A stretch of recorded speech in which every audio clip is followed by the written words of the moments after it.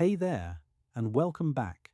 However you have come to be here tonight, whether the day behind you was a heavy one, or a thin and tiring one, or simply far too long, you can let it go now. The way you set down something you have carried much further than you meant to. This is one of those evenings made for being still, for letting the room grow dim around you and the noise of the wider world thin out to almost nothing. It is for you, for the part of you that has been waiting since morning to be allowed to rest and to be taken somewhere a long way off. If it suits you, you can let me do the carrying for once, so that there is nothing left for you to do but breathe and listen and let your thoughts loosen their hold one finger at a time. Tonight we are traveling a very great distance back, across centuries you can scarcely picture, to the heart of the largest empire the Western world had yet built, and to the side of one woman who stood nearer its center than almost any woman who came before her. She was the daughter of Rome's most beloved soldier, the sister of an emperor, the wife of another, and the mother of a third. And on a soft night beside a beautiful southern bay, with the lamps of the great houses burning all along the curve of the shore, she would come at last to the close of a story she had half seen approaching for years. Though that is a long way ahead of us yet, and we will arrive there gently, only when the time is right. Before we slip back through all those centuries together, let me say one quiet thing, and then I promise not to break the spell again. If these long journeys into the vanished past are something you would like to find your way back to, these few hours of being carried somewhere older and stranger than the present, then you are very welcome to subscribe and to stay a while. It costs you nothing at all, and it means that on some other restless night, this voice and this kind of evening will be simple to find once more. I do love to know which corner of the world you are listening from and what the hour is where you lie, whether it is the deep middle of the night or the pale grey edge of a morning not yet begun. And when you leave a few words below, I look through them far more often than you would guess, usually in the small hours when the rest of the house has long gone quiet. For now, though, let all of that drift away from you. The Empire is waiting on the far side of the dark, and so is she. Picture this: a wide river in the cold north of the known world, grey and quick and endlessly moving, sliding between black forests under a sky the colour of beaten pewter. This is the Rhine, the broad watery border at the very rim of Rome's reach, and on its near bank stands a sprawl of timber and earthwork, a frontier town grown up around a great army camp. Smoke rises straight from 1,000 cooking fires into the still, raw air. Somewhere a horn sounds across the water, thin and lonely, and is answered from a watchtower further along the bank. The legions are here, tens of thousands of men in iron and wool, far from the warm tiled cities of the south, holding the edge of an empire against the unknown that begins on the opposite shore. And here, in this hard outpost of mud and discipline and cold, in the autumn of a year, very near the beginning of what we now call our era, a girl is born into the most powerful family in the world. They name her Julia Agrippina, though history would come to know her simply as Agrippina, and to set her apart from her famous mother of the same name as Agrippina the Younger. She is born not in marble, but in a commander's quarters on a campaign frontier, because her father is the man entrusted with this whole northern war. And her mother is the kind of woman who will not stay safely behind in Rome while her husband fights. From her first breath, then, this child belongs to two worlds at once. She is an infant of the camp, swaddled against the river chill, rocked to sleep amid the tramp of sentries and the smell of horses and wet leather and wood smoke. And she is also, by blood, one of the most exalted creatures alive, for her veins carry the line of the deified Augustus himself, the first emperor, the man who had ended a century of civil war and remade the Roman world into something that would outlast him by centuries. That double inheritance, the soldier's daughter and the god's great-granddaughter, would shape every single year of the long life ahead of her. It is worth pausing here on this cold riverbank to feel how strange and how grand her beginnings truly were. The men of these legions adored her family with a devotion that bordered on worship. When her parents walked among the tents, soldiers who had marched through forests and forded freezing rivers and buried their friends in German mud would press close simply to look at them, to touch the hem of a cloak, to lift the children up and show them to one another like talismans.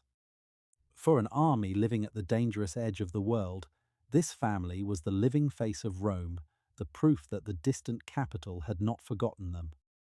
And the small girl in her mother's arms was already a part of that magic, a tiny figure carried out into the firelight to be cooed over by hardened veterans who would have died for her father without a second thought. She would not remember any of it, but the loyalty of soldiers, the sense that the bond between a leader and an army was the truest power there was, would lodge somewhere deep inside her and never leave. Let us stay in that camp a while longer, you and I, and let the whole world of it gather quietly around us, for it is a place so utterly unlike our own that simply to picture it is already to travel a great distance from the cares of the present.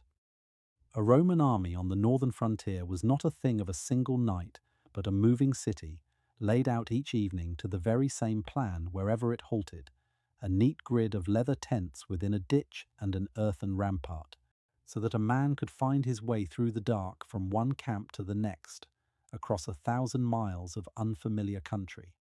The legion carried Rome with it the way a snail carries its shell, and wherever it stopped, Rome was. Within that grid ran a daily round as fixed as the turning of the stars overhead, and a child raised among it would have known the shape of the day before she knew her own name. There was the trumpet that split the grey before first light, and the sleepy stamp of men forming up in the cold, the smell of barley porridge thickening over 1,000 small fires, the rasp of whetstones drawn along iron, and the patient, endless mending of leather and oiling of iron mail against the damp that crept up off the river and into everything. There was the heavy tread of the watch passing in the night, the password murmured low from post to post, the creak of the great gates, the snorting of horses in the cavalry lines, the bark of an officer somewhere down the long avenues of tents. By day the camp rang with the dull music of work, the clink of hammer on rivet, the squeal of cartwheels, the shouted counting of drill, the splash of men at the water troughs. And under all of it, always ran the sound of the river, that wide grey northern river sliding past the rampart, cold even in summer, marking the edge of the world the way a wall marks the edge of a garden. Beyond the water stood the forest, and the forest was another country altogether.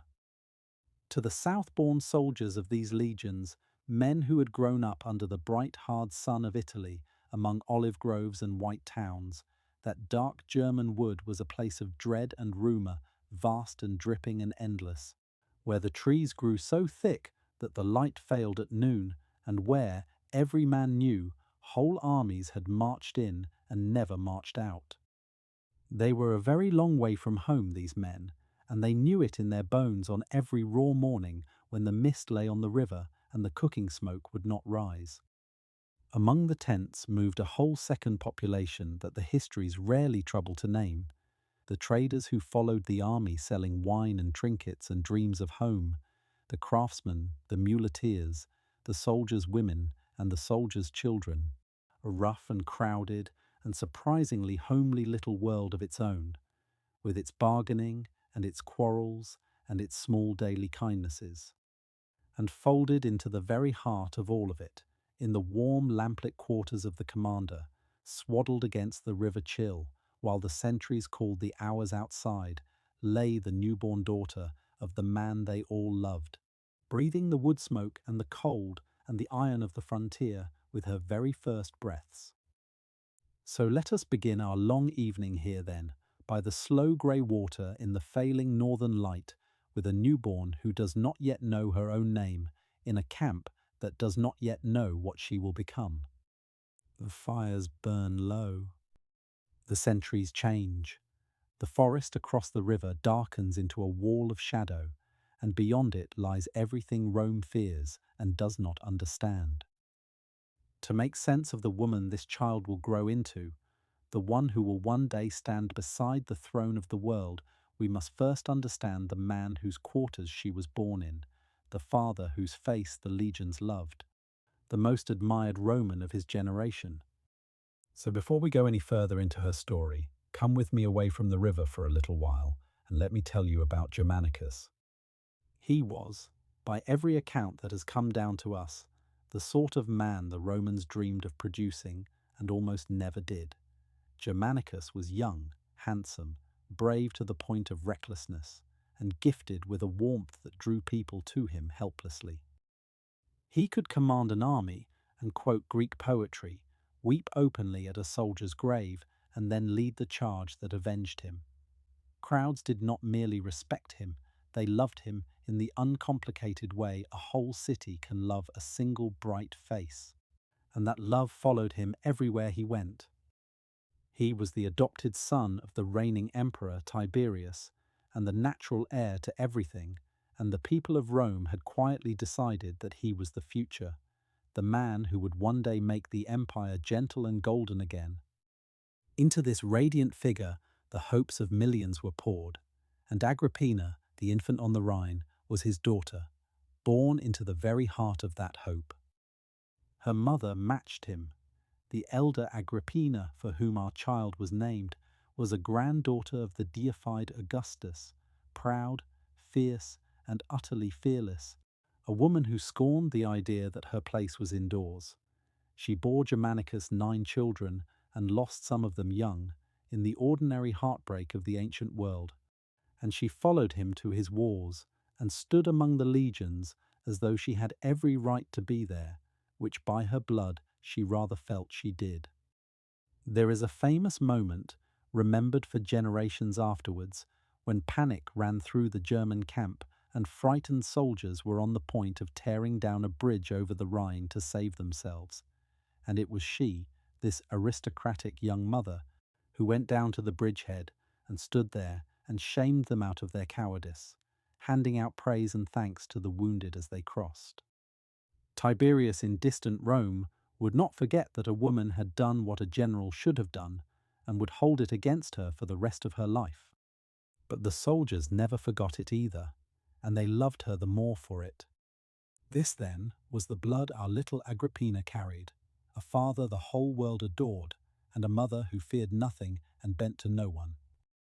For a few short years, the family lived inside that golden promise. When the German campaigns ended, Germanicus was brought home in triumph, and the people of Rome poured into the streets to see him ride through the city behind his captives and his spoils.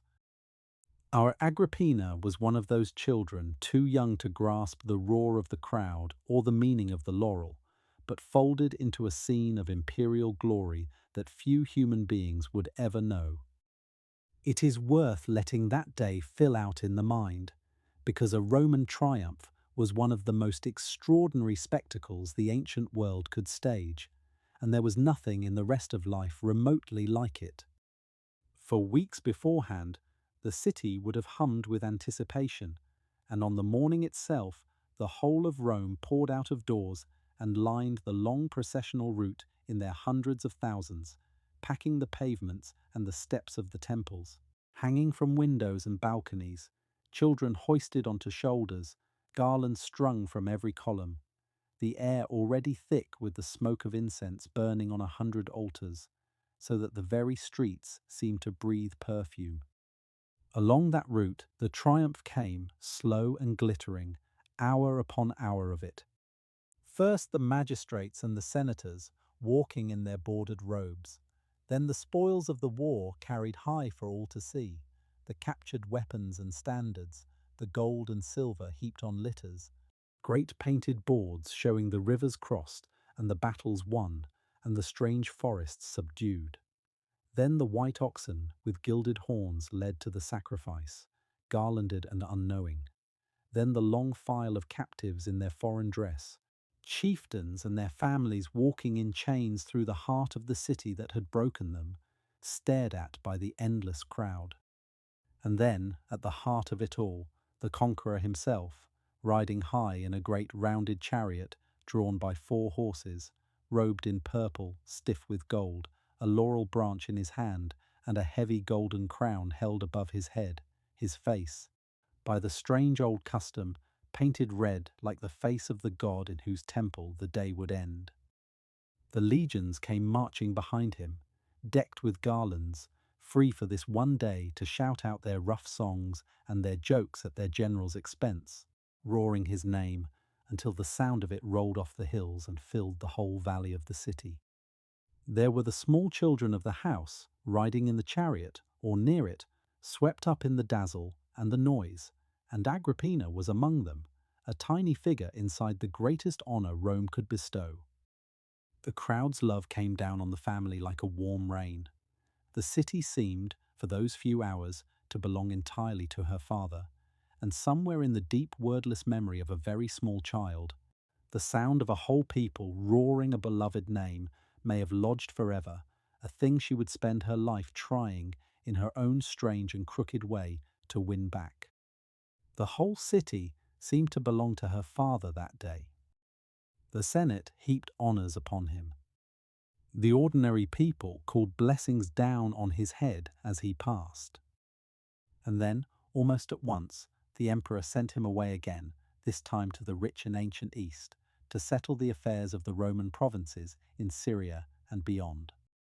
So the family packed up once more and sailed for the warm end of the Mediterranean, and the little girl who had been born on a frozen river found herself carried to a wholly different world, one of date palms and white heat and crowded eastern ports. The voyage itself would have been a wonder and a trial both, for the Romans, masters of the land, were never wholly easy upon the sea. A great family travelled in a broad-bellied merchantman with a single vast square sail and a curving stern carved like the neck of a swan, and the days at sea ran to the rhythm of the wind and the watches and the slow business of the ship. The passengers lived largely on deck under awnings, for there were no fine cabins, only a little shelter at the stern for the greatest aboard, and the rest made themselves as comfortable as they could among the gear and the cargo, sleeping in the open under the wheeling stars, waking to the endless blue and the creak of the timbers and the hiss of the bow wave. There was the smell of tar and salt and bilge and sun-warmed wood, the slap of rope, the cry of the lookout, the long idle hours of staring at a horizon that never seemed to come nearer, and then the sudden thrill of a coastline lifting out of the haze, a headland, a temple white on a hill, the smoke of a city. The captains hugged the shore where they could and ran from island to island, putting in each evening, for to be caught out on the open water after dark, or in the autumn gales, was a thing every sailor feared. And then, at the journey's end, the East itself, which to Roman eyes was older and richer and stranger than anything at home. The great eastern cities had been mighty when Rome was a village of huts, and they wore their antiquity like jewels. Here were broad colonnaded avenues running straight for a mile, paved and shaded, lined with shops. Here were markets that overflowed with the goods of half the world, silk and spices carried overland from places no Roman had ever seen, frankincense and myrrh, glass and dyed cloth and worked gold, fruit piled in glowing heaps under the white sun. The heat lay heavy and bright, scented with dust and spice and the sea. The talk in the streets was Greek and a dozen other tongues. The temples were vast and ancient, dim and cool within, hung with the offerings of centuries. To the child of the cold northern camp it must have seemed a kind of dream, all colour and warmth and noise after the grey river and the dark forest. And for a little while the family lived in the midst of that splendour as the first family of the East, honoured and feasted and bowed to wherever they went. It is one of the small mercies of her story that Agrippina was given, very early, This glimpse of the wide world in all its variety, the frozen frontier and the burning east within her first few years, for it surely fed the largeness of mind that marked her ever after. She had seen, before she was 5 years old, both ends of the empire she would one day help to rule. It was in the east that the golden promise broke. In the great city of Antioch, the jewel of Roman Syria, Germanicus fell suddenly and terribly ill. He had quarrelled bitterly with the governor of the province, a hard, proud man named Piso, who seemed to thwart him at every turn, and as the sickness took hold, Germanicus became convinced that he was being poisoned, that Piso and his wife were working his death by foul means. We will never know the truth of it now. Ancient medicine could not tell murder from fever, and the symptoms of many ordinary diseases looked, to frightened eyes, exactly like poison. What we do know is that the most beloved man in the Roman world died there in Antioch, far from home, still young, with his wife at his side and his children near, certain to his last breath that he had been murdered. He begged those around him to avenge him, and then he was gone, and the light that so many had pinned their hopes to went out. The dread of poison that haunted his last days, and that would haunt his family ever after, was no mere private fancy, for it ran like a dark thread through the whole imagination of the Roman great. Their medicine, for all its careful observation, had no way of looking inside a body or naming what truly killed it, and so a sudden sickness in a powerful man, a fever, a wasting, a death that came too fast or too conveniently, could never be told for certain from the work of a hidden enemy. In a world where the mighty had every reason to fear one another, where a rival's death could clear a path to a throne, the suspicion of poison attached itself to almost every important deathbed, whispered over by frightened kin who could not know and dared not trust. There were said to be those who made a dark art of it, who knew which herbs and which preparations could end a life slowly and leave few signs, and whether such people were as skilled as the rumours claimed, or whether the rumours simply gave shape to a universal fear, the dread was real, and it shaped how the powerful lived and died. So when the most beloved man in Rome sickened and died far from home, young and strong one season and gone the next, it was almost inevitable that those who loved him would cry poison, and almost impossible that anyone could prove or disprove it. His widow believed it utterly, and carried that belief like a brand for the rest of her life, and it poisoned, in its turn, the whole relation between the family and the throne. And the suspicion did not die with her. It passed down, with the blood, to her children and to her granddaughter most of all, so that Agrippina grew up in a house where the deepest article of faith was that the powerful murdered one another in the dark, quietly, with tainted food and friendly smiles, and that no death at the summit of the world should ever be taken simply at face value. It was a grim inheritance for a child, and it would echo with a terrible aptness through the choices she herself would one day make. What followed was one of the strangest and most moving public dramas of the age, and Agrippina, a small child of perhaps 3 or 4, was carried through the whole of it. Her mother had her husband's body burned in the Forum at Antioch, gathered his ashes into an urn, and set out to bring him home across the sea, a grieving widow carrying her dead lord the entire length of the empire. The journey became a slow procession of national mourning. When her ship at last reached the heel of Italy and put in at the harbour of Brundisium, the quaysides and the rooftops and the very walls of the town were black with people who had come to meet her. She came down the gangway in her dark clothes with her children around her, and the urn held against her, her eyes fixed and her face set, and a great groan of grief went up from the whole multitude, so that, as one writer remembered it, you could not tell the mourning of strangers from the mourning of kin. From there the ashes were carried slowly up the long road towards Rome, and at every town the people came out to stand along the way, and altars smoked, and the road itself seemed to weep. The little girl walked or was carried through all of it, dressed in mourning, the daughter of the dead hero, watched by an entire grieving nation. She was far too young to understand.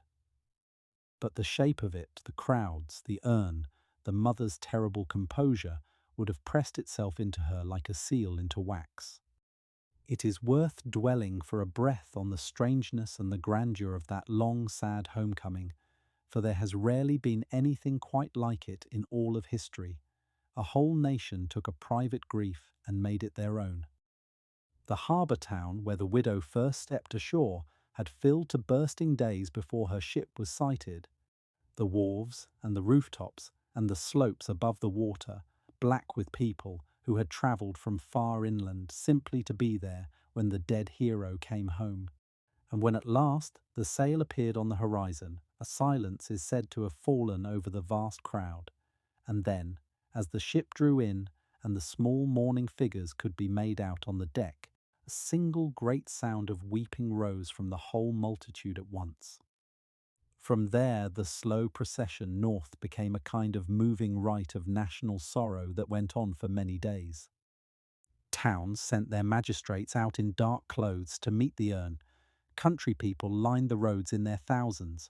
Fires and altars smoked along the whole route, and the soldiers of the region marched in the cortege with their standards reversed. The old mark of mourning. For a small child carried through the heart of all this, too young to grasp the politics or even fully to understand death, the sheer overwhelming scale of the grief would have registered as something almost beyond comprehension. The discovery that her own father had belonged not only to her, but to an entire world, that his loss could make a nation weep, that the bond between this family and the Roman people was a force as real and as vast as the sea. She could not have put any of it into words. But the lesson sank in below words into the place where our earliest and deepest impressions live, and it joined there with the loyalty of the frontier soldiers she had been born among, to form, in the foundations of her character, an unshakable certainty that the love of the people and the devotion of the army were the truest treasures on earth, worth any price, worth any risk, the only sure ground to build a life upon in a world where everything else could be taken away. And here we come to the first of the great shadows that would lie across her whole life. For her mother did not merely grieve. The elder Agrippina believed, with a fierce and open conviction, that her husband had been murdered, and worse, that the order had come from the very top, from the suspicious old emperor Tiberius himself, who had long been jealous of Germanicus and afraid of the love the people bore him. Whether she was right, we cannot say. But she made no secret of what she thought, and she carried her grief like a grievance, and from that day forward there was a quiet, deadly enmity between the widow of Germanicus and the man who ruled the world. A mother who would not be silent, an emperor who would not forgive, and between them a clutch of children who happened to carry, in their blood, a far better claim to greatness than Tiberius liked. It was a dangerous place for a family to stand. And our Agrippina was growing up right in the middle of it. So let us follow that childhood now into the city of Rome itself, away from the cold river and the eastern heat, into the marble heart of the empire, where she would be raised among the most powerful women in the world. Imagine the great houses on the Palatine Hill, the oldest and most exalted address in all of Rome, where the imperial family lived in a sprawl of grand old mansions linked by gardens and courtyards, looking down over the temples and the crowded valleys of the city below.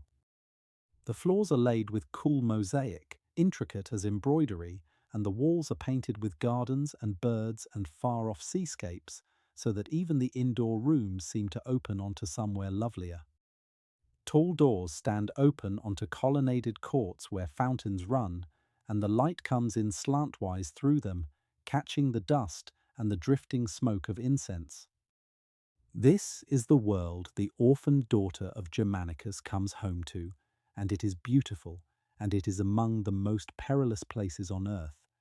Let the days of that childhood unfold slowly for a moment. For the round of a noble girl's life in such a house had a shape and a texture all its own, and it is a soothing thing to walk through. She would wake in a small inner chamber, in the half-light, to the sounds of a great household stirring, the soft slap of bare feet on cool mosaic, the rattle of shutters opened onto the courtyard, the splash of water being carried, the low voices of servants who had been awake since before dawn. There would be a simple early bite, a little bread, perhaps moistened with wine, perhaps some olives or cheese, taken without ceremony. Then the long-ordered round of a privileged child's day would begin, the dressing, the careful arranging of the hair by a maid trained for nothing else, the winding of the soft woolen garments that an aristocratic Roman wore in layers against the marble chill, the inner tunic, and over it the long pleated gown of a free-born girl, and over that, for going out, the wrapped folds of the mantle.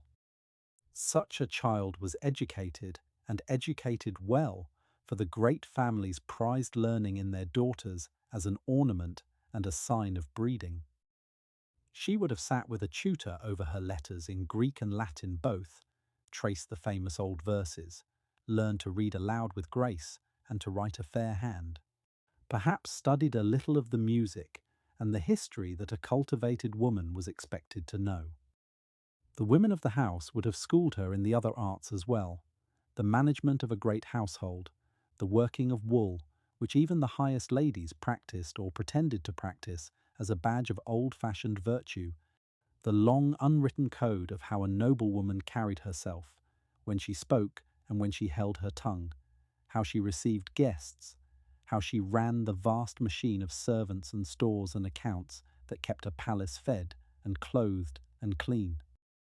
And woven through all of it ran the deeper unspoken education we have already touched upon, the one no tutor set out to teach, how to watch, how to listen, how to read a room and a face, how to survive. There was the bath, that great soft pleasure at the centre of every Roman day, the warm scented rooms, the steam rising, the slow movement from the cool pool to the warm to the hot and back. Scraping of the skin clean with the curved bronze tool, the Romans used in place of soap, the rubbing with sweet oils afterwards until the body glowed. There were the long midday meals taken reclining, the slaves moving silently with dishes, the fruit and bread and fish, and the watered wine. There were the quiet hours of the afternoon when the great city below seemed to doze in the heat, and the cool of the evening when the household gathered, and the lamps were lit one by one, and the painted walls came alive in the flickering glow, their gardens and birds and far blue seascapes seeming almost to move. From the terraces of the hill she could look out over the whole of Rome spread below her in the dusk, the crowded valleys and the smoking temples and the river winding through, a million lives going on beneath her in the gathering dark. And know, without being able to say how she knew it, that she stood above almost all of them, and that the height she stood at was not a safe place to be. She was raised, as the daughters of the great were, by a small constellation of formidable women. There was her own mother, of course, fierce and embattled, growing more reckless in her defiance with every year that passed. There was the ancient Livia, widow of the deified Augustus himself, the towering matriarch of the dynasty, now very old and very subtle, who had steered the family through decades of intrigue and outlived almost everyone who had ever crossed her. And there was Antonia, her grandmother on her father's side, a model of the old severe Roman virtue, dignified, intelligent, and utterly correct, who took a hand in raising several of the dynasty's children in her crowded and disciplined household. From these women, a watchful girl could learn a great deal, how power really moved beneath the surface of things, how a woman with no official office of her own could nonetheless shape events through marriage and money and patient influence, how to wait, how to flatter, How to remember a slight for 30 years and repay it at exactly the right moment. Agrippina was, by every sign, an apt and attentive pupil. She was clever, observant, and possessed of a still deep patience unusual in one so young. Those women are worth knowing a little, for the daughters of a great house were shaped as much by their grandmothers as by anyone, and the two old matriarchs who oversaw this childhood were among the most remarkable women Rome had ever produced. The eldest was the ancient widow of the first emperor himself, the founding matriarch of the whole dynasty, who by the time our Agrippina was a child had lived through more history than seemed possible for one lifetime. She had stood at the side of the man who made the empire for more than half a century, had seen rivals rise and fall and the whole shape of the Roman world remade, and had survived it all by a genius for patience and indirection so complete that her enemies credited her with every death that had ever cleared a path for her family, whether she had truly had a hand in it or not. She was subtle beyond fathoming, courteous, pious, immovable, and a watchful girl could learn more from a single afternoon in her presence than from a year of lessons. For here was living proof that a woman with no office and no army could nonetheless steer the destiny of the world from within her own apartments, if only she were patient and clever and utterly without illusions. The other was the girl's own grandmother on her father's side, a woman cut from sterner and simpler cloth, a model of the old austere Roman virtue, dignified, upright, and famously correct in all things. Where the first matriarch taught subtlety, this one taught discipline, the iron self-command, and the unbending sense of duty that the oldest Roman ideal demanded of its noble women. Between the two of them, the subtle and the severe, they offered the watching child a complete education in what a great Roman woman could be, how to endure, how to wait, how to wield influence through other hands, how to keep a serene face over any storm within, how to remember everything and forgive nothing and bide one's time across years and even decades until the moment to act arrived. Agrippina took it all in, the subtlety and the steel both, and made of them something formidable and new, and the world would feel the result of that education for the rest of her life. She was also, even as a child, taught precisely what she was worth.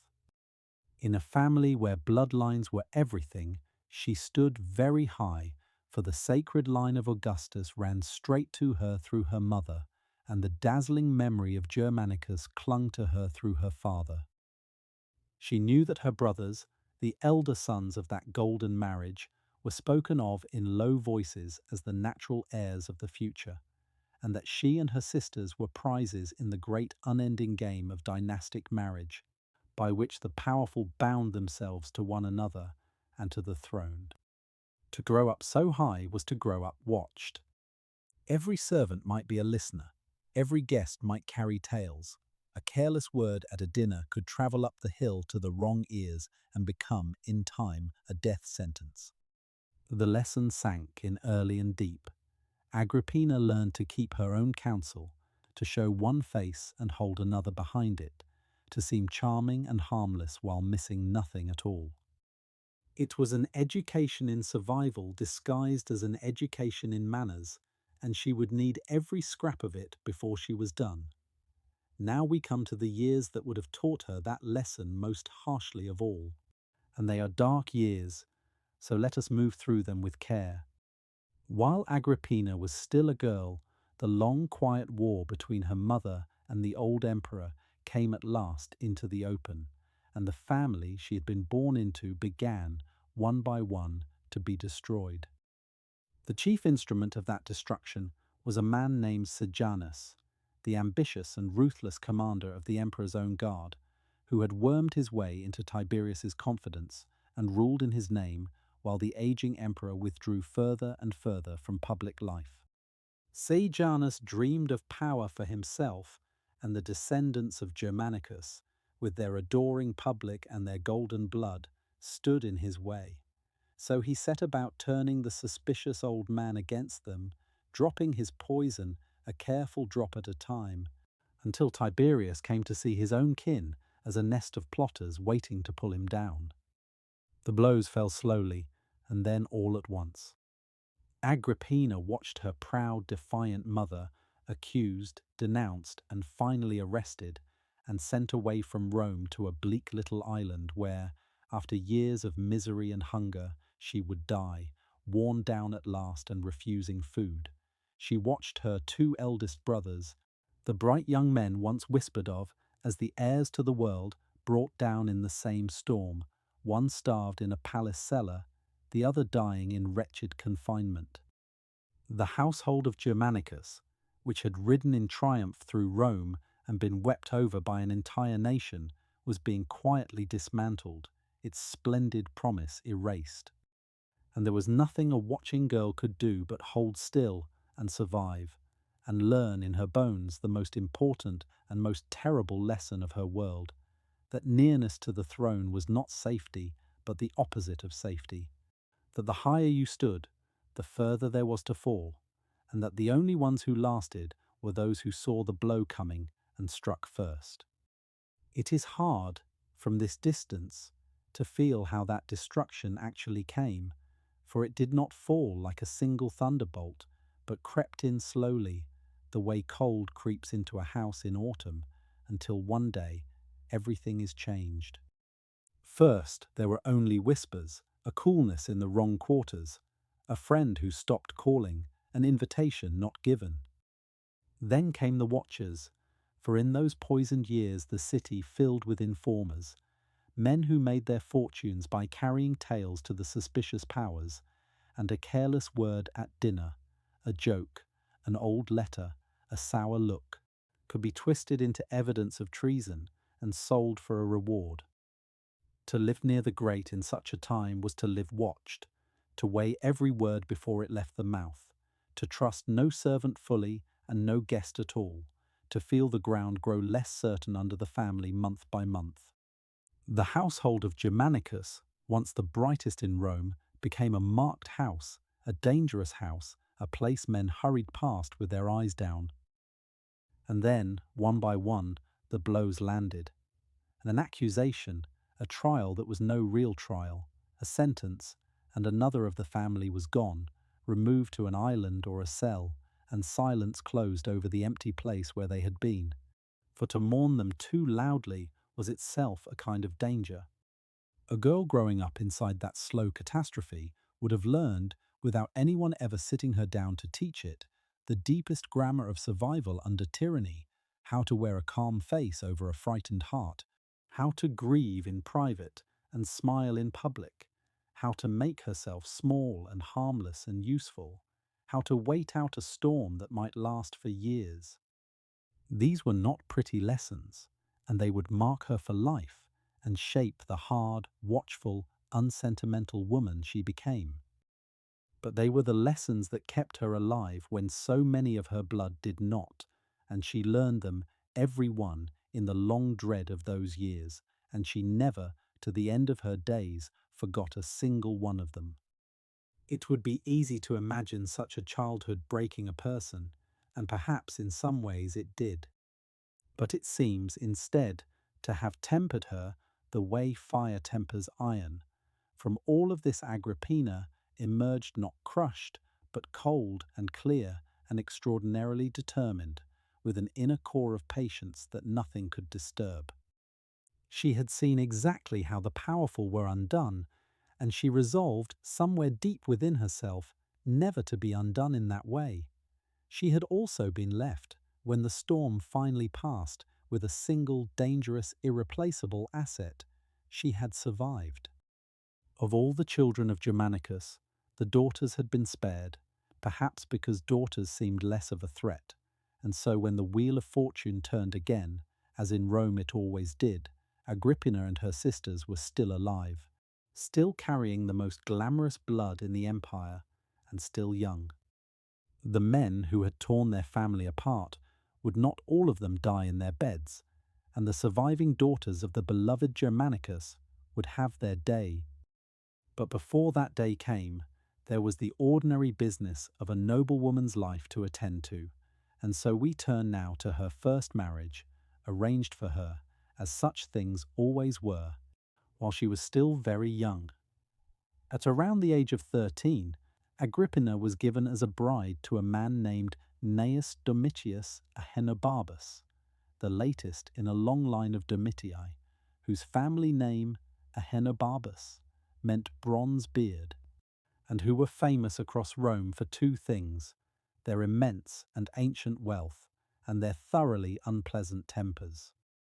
The Domitii were old nobility, far older in some ways than the imperial house itself, and a match between that proud bloodline and the granddaughter of Augustus was an alliance of the first rank. None of it had anything to do with her wishes, of course. A girl of her standing was a counter to be played, and her marriage was a treaty between great houses. So she put on the long flame-coloured veil of a Roman bride, and her hair was dressed in the ancient ceremonial style, and she was led through the old rituals that bound a woman to a man and to his household for the rest of her life.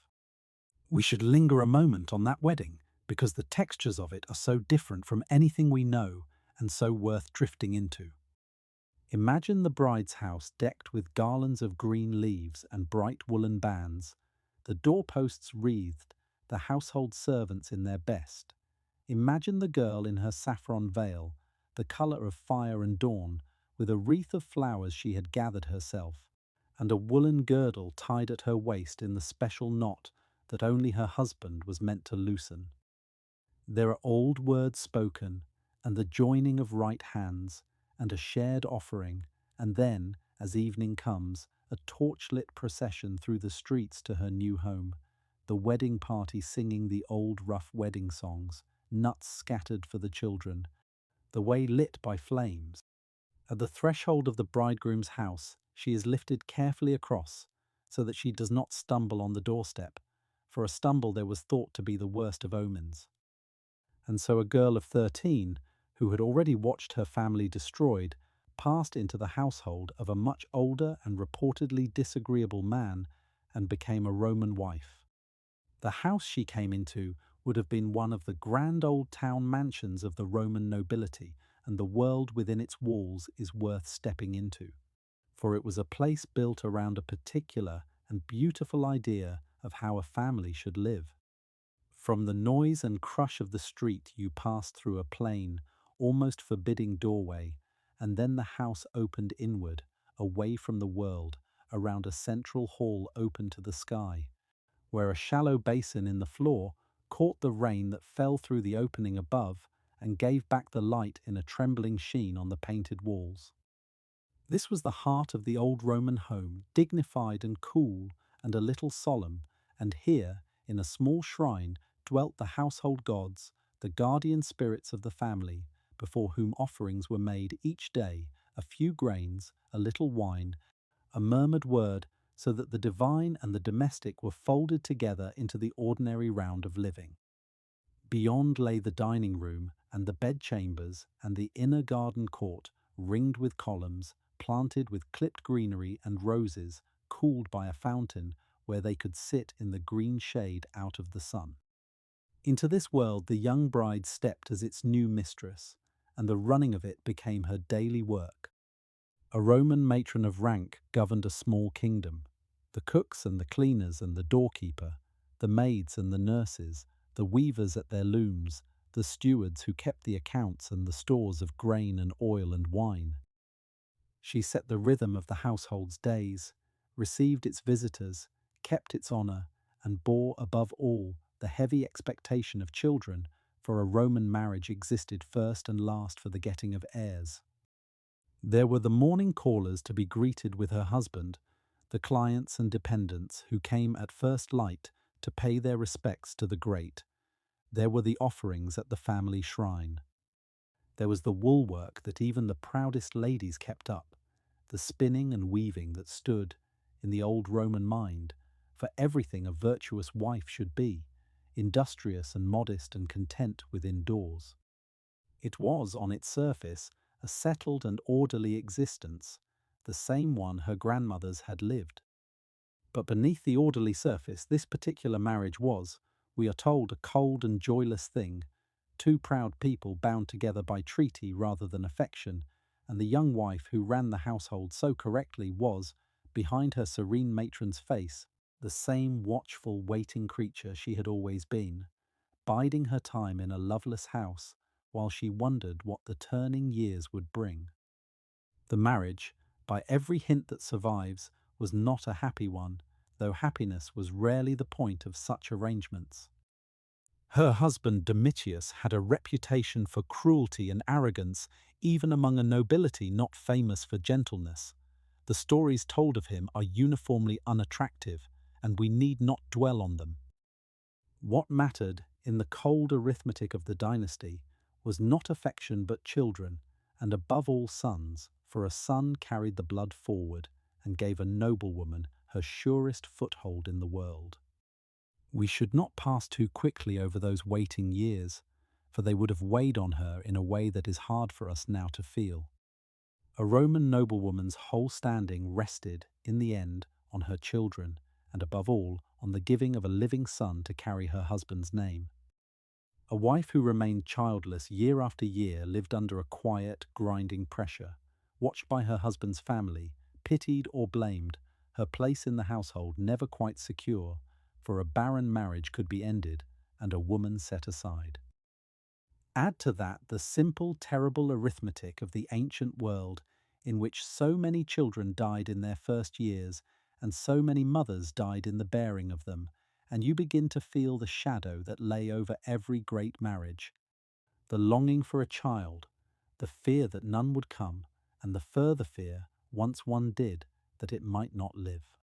For a woman as proud and as ambitious as Agrippina, the years of waiting must have been a particular torment. Each childless season, another reminder that the one true foundation of a noble woman's future was being withheld from her. So when at last, after so long, the longed-for child came, and came a son, and lived, the relief and the fierce joy of it would have been overwhelming, all the keener for the waiting that had gone before. Here at last was the foundation she had been denied, the living proof of her worth, the small warm weight in her arms that was also, she saw at once, a claim upon the whole future. It is no wonder that she poured into that one boy the whole dammed-up force of her thwarted years. No wonder that her love for him took on, from the very start, the hard, bright edge of ambition. He was not only her son, he was her vindication, her foothold, her answer to all the watching and the waiting and the fear, and she would never, as long as she lived, hold anything on earth half so precious or half so dangerous as the child she had waited so long to bear. For some years, though, none came, and Agrippina waited in her grand and loveless household, while far away, the wheel of Roman fortune was turning once again. The terrible Sejanus, who had destroyed her family, overreached himself at last, and was suddenly and bloodily brought down by the very emperor he had served. The old withdrawn Tiberius grew older still on his island retreat, where he had shut himself away from the city for years, and among the few young men of the imperial blood left alive, and at the old emperor's side was Agrippina's one surviving brother, the last son of Germanicus, a young man the soldiers had nicknamed, when he was a child in the German camps, Little Boots, from the miniature army sandals he had worn. In Latin, that nickname was Caligula. When the old emperor finally died, worn out at last after a reign that had curdled into fear and isolation, it was this young man, Agrippina's brother, who rose to take his place, and for one bright, deceptive season, it seemed as though the golden promise of Germanicus had been restored at last. The people of Rome, who had loved the father, transferred all that hungry devotion to the son, and greeted the new emperor with an outpouring of joy that bordered on delirium. He was the child of the beloved hero. Surely he would be like his father. Surely the long cold years of suspicion were over. And the sisters of the new emperor, the three surviving daughters of Germanicus, of whom Agrippina was one, were suddenly lifted higher than any women of the family had stood in a generation. Their brother showered honors upon them. Their names were written into the public oaths of loyalty beside his own, so that men swore by the safety of the emperor and his sisters together. Their images were struck on the coinage that passed from hand to hand across the whole empire, 3 women standing in a row, named and crowned. For a girl who had grown up watching her family ground into the dust, it must have felt like waking from a long nightmare into sudden, dazzling daylight. Those first months of her brother's reign were a season of wild rejoicing such as Rome had rarely known, and to stand in the midst of it must have been intoxicating after the long years of dread. The old emperor's death had lifted a weight of fear off the whole city, and the people poured their relief and their hope into the bright young heir of the beloved Germanicus with a fervour that swept everything before it. There were public sacrifices of thanksgiving in their tens of thousands, the altars smoking across the city. There were days of games and feasting and largesse. There was a giddy sense, after the grey suspicious years, that the sun had come out at last and that a golden age was beginning. And the sisters of the new ruler stood at the very heart of that golden moment, raised higher than the women of the family had ever been, their names spoken with reverence, their persons treated as half sacred, woven publicly into the dignity and the safety of the throne itself. For Agrippina, lately a young wife in a cold marriage, the survivor of a destroyed family, it was a transformation almost too sudden to take in. To be honoured rather than feared for, to be celebrated rather than watched, to walk in the light of public favour instead of the shadow of public suspicion, after so many years of holding still and keeping small, must have been like stepping out of winter into high summer in a single day. She tasted, in those months, exactly what it was to stand at the bright centre of Rome, adored and exalted and secure. And though she could not have known it then, that taste would shape the hunger of all her later years. She had been shown the summit, briefly, dazzlingly, before it was snatched away again. And once a person has stood in that light, the memory of it can become a kind of compass, drawing them back towards the height for the rest of their life, whatever the cost of the climb. And it was in this brief, glittering dawn of her brother's reign that the single most important event of Agrippina's life finally arrived. After years of a childless marriage, she at last conceived, and in the wintry days, near the end of her brother's first year on the throne, in a seaside town south of Rome called Antium, where the great families kept their pleasant villas above the shore, she gave birth to a son.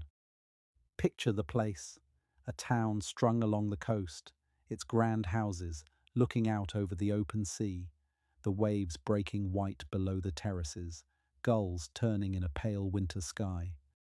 It was here, by that water, that the boy was born who would change everything for her and for the whole Roman world.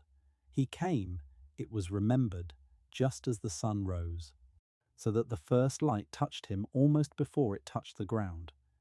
His father, true to his sour reputation, is said to have greeted the congratulations of his friends with a bitter remark, declaring that nothing born of himself and Agrippina could be anything but a horror and a disaster for the world, a grim joke that the years to come would render unbearably exact. They named the boy, in the long Roman fashion, after his father and his line. The world would come to know him by a single name.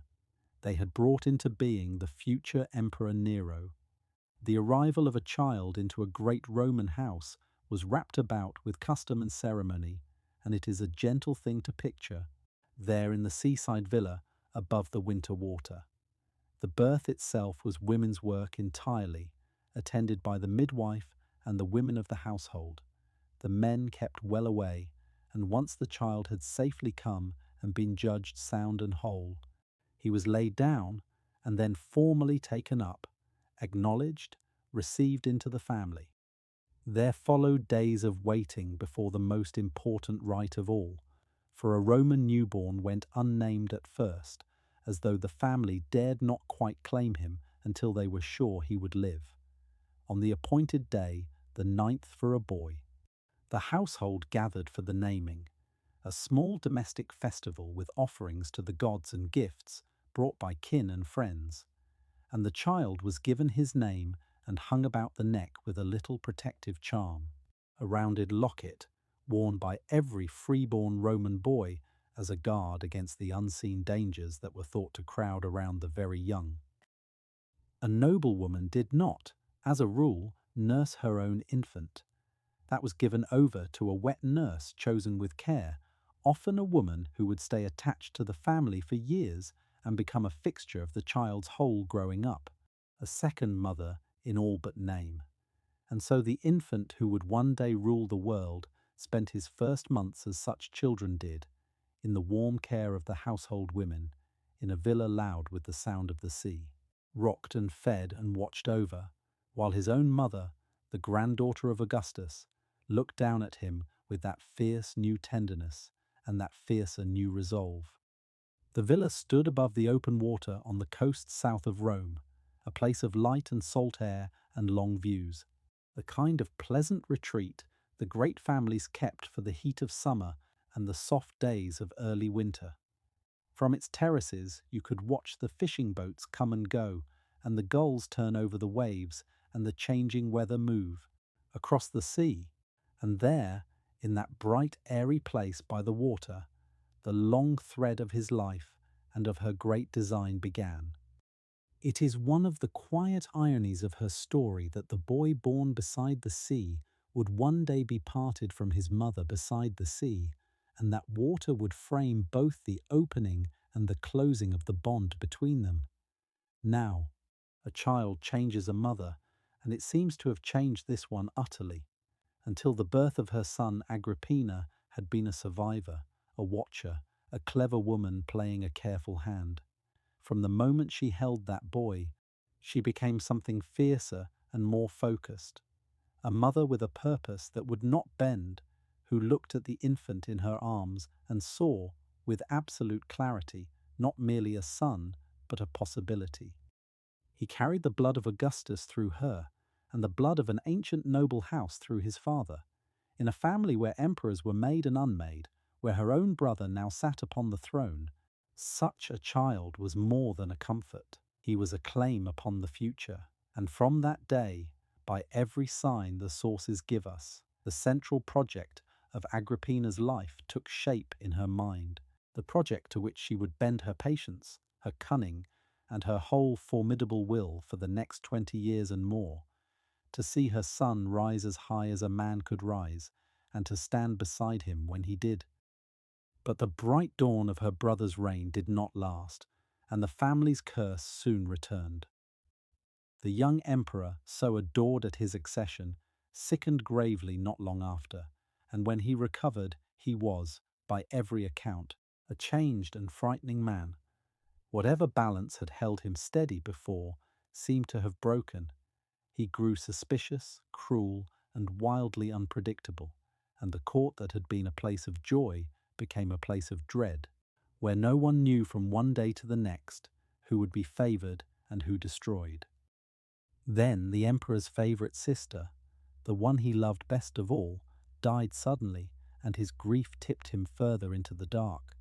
He mourned her with a violence that alarmed everyone, declared her a goddess, and turned his raw and dangerous sorrow upon those nearest him, his two remaining sisters above all.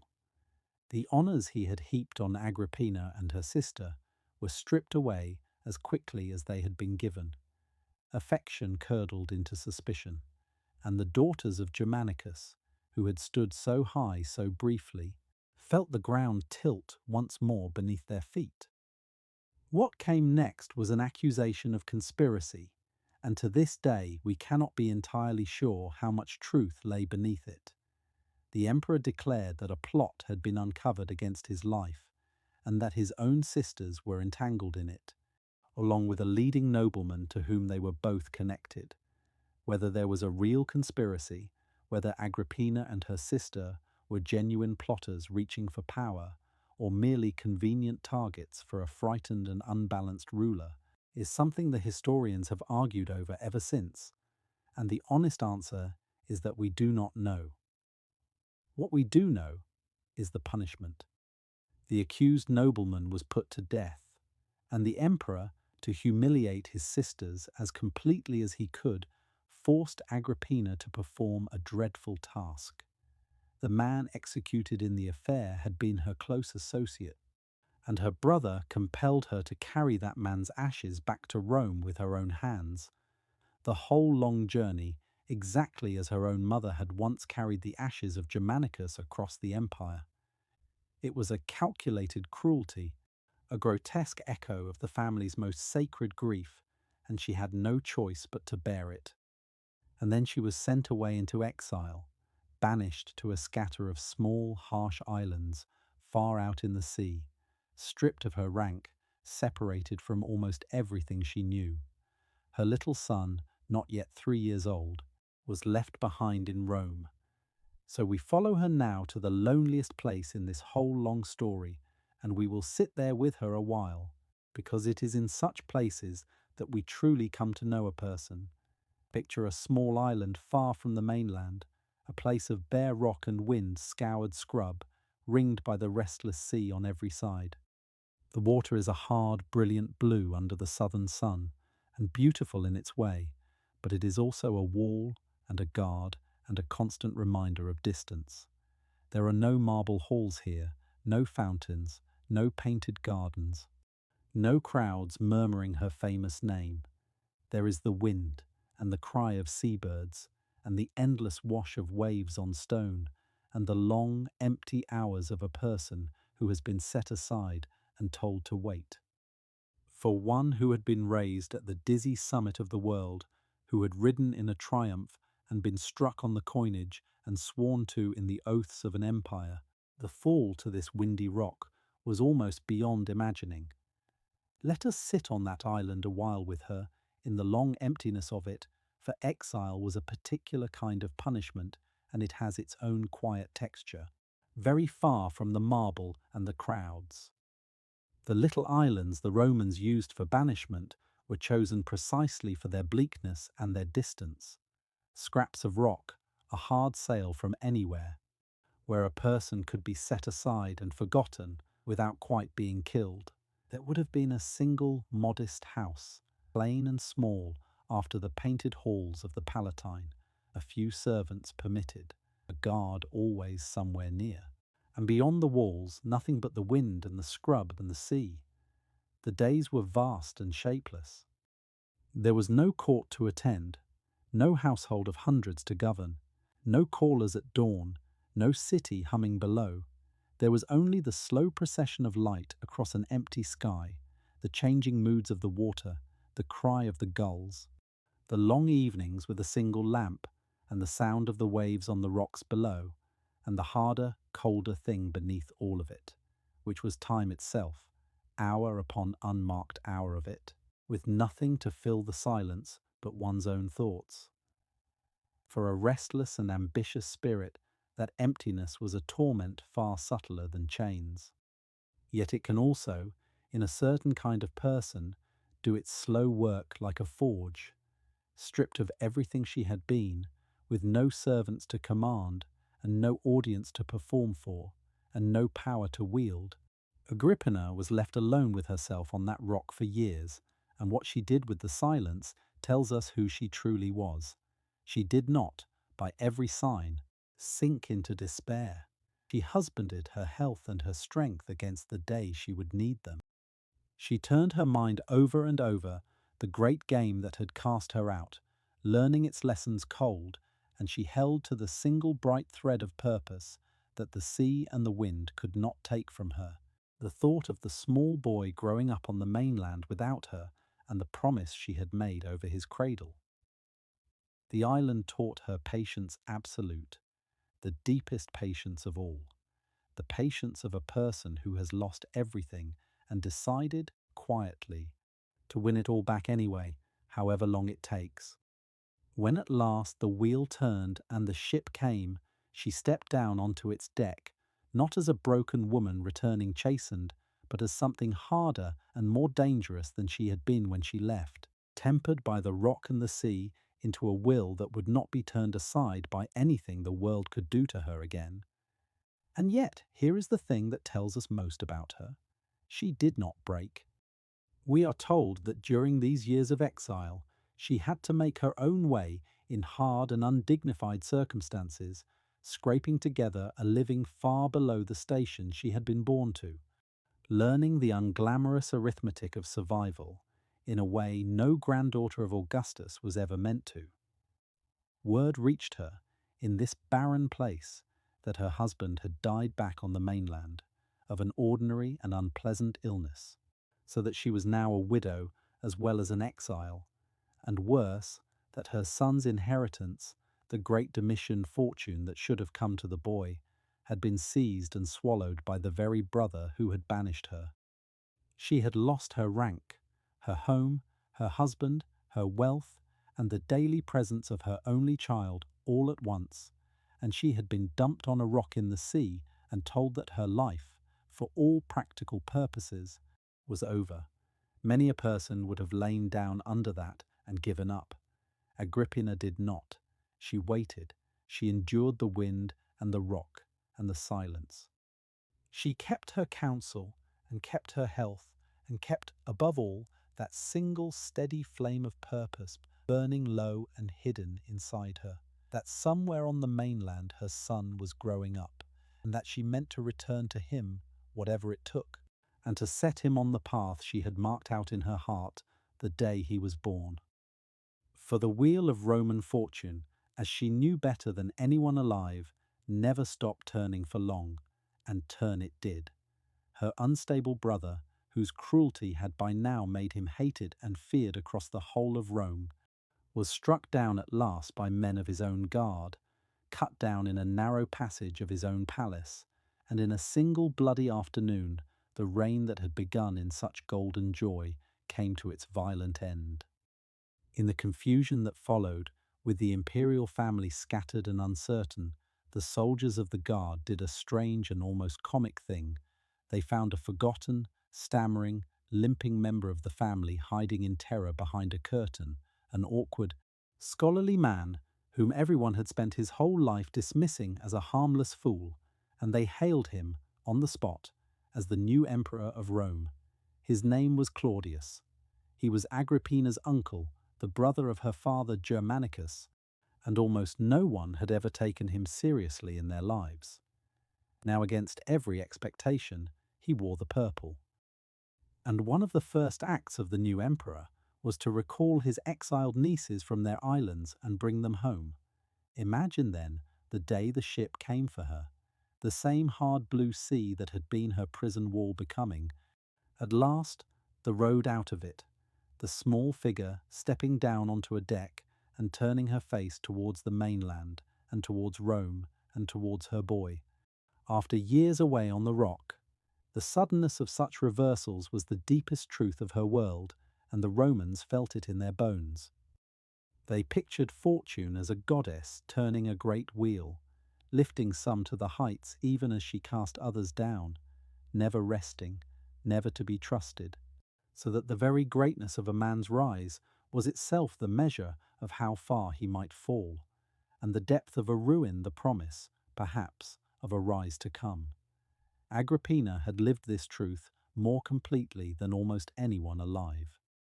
She had been born at the summit of the world and ridden in a triumph as a child. She had watched her whole glorious family thrown down into the dust. She had been lifted up again in her brother's golden dawn, and cast down again into exile on a barren rock. And now, with the turning of the same restless wheel, she was being lifted once more, plucked from her island and carried back towards the centre of everything. No one who had lived through such violent turns could ever quite believe in the permanence of any condition, good or bad. She had learned, in the hardest possible school, that nothing lasts, that the mighty fall and the fallen rise, that the only constant is change itself. It was a knowledge that cut two ways. It had given her the iron patience to endure her exile, the faith that the wheel would turn again if only she could outlast the bad season. But it would also, surely, have whispered to her, even in her highest hours, a cold and sobering truth, that the same wheel which had lifted her so high could turn yet again, that no summit was safe, that the woman riding at the very top today might be the one cast down tomorrow. She knew this. She had seen it too many times to doubt it, and perhaps that knowledge is part of what drove her so hard, the sense that nothing won was ever truly secure, that the only answer to the turning of fortune was to grip the wheel itself and hold on with all one's strength for as long as one possibly could. She came back to a city transformed, ruled now by the unlikeliest emperor in its history, and she came back, changed herself, harder and more patient than ever, with the experience of total ruin behind her, and a clearer idea than most of exactly how fragile and how winnable the great game really was. She was reunited with her son, by now a child of 3 or 4, who had been raised in her absence by relatives, in straitened and uncertain circumstances, his father dead and his fortune stolen. The first work of her return was to gather the boy back to herself, to begin, patiently, to rebuild what had been scattered, and to look about the new court of her uncle Claudius with those steady, calculating eyes, taking the measure of everyone in it, learning where the power lay and how it moved, and beginning, very quietly, to plan. The Rome she had come back to was the same eternal city, and yet not the same, for it never stood still. It had grown only more crowded and more magnificent in the years of her absence, a vast sprawl of more than 1,000,000 souls packed into the bend of the river. The greatest city the world had ever seen.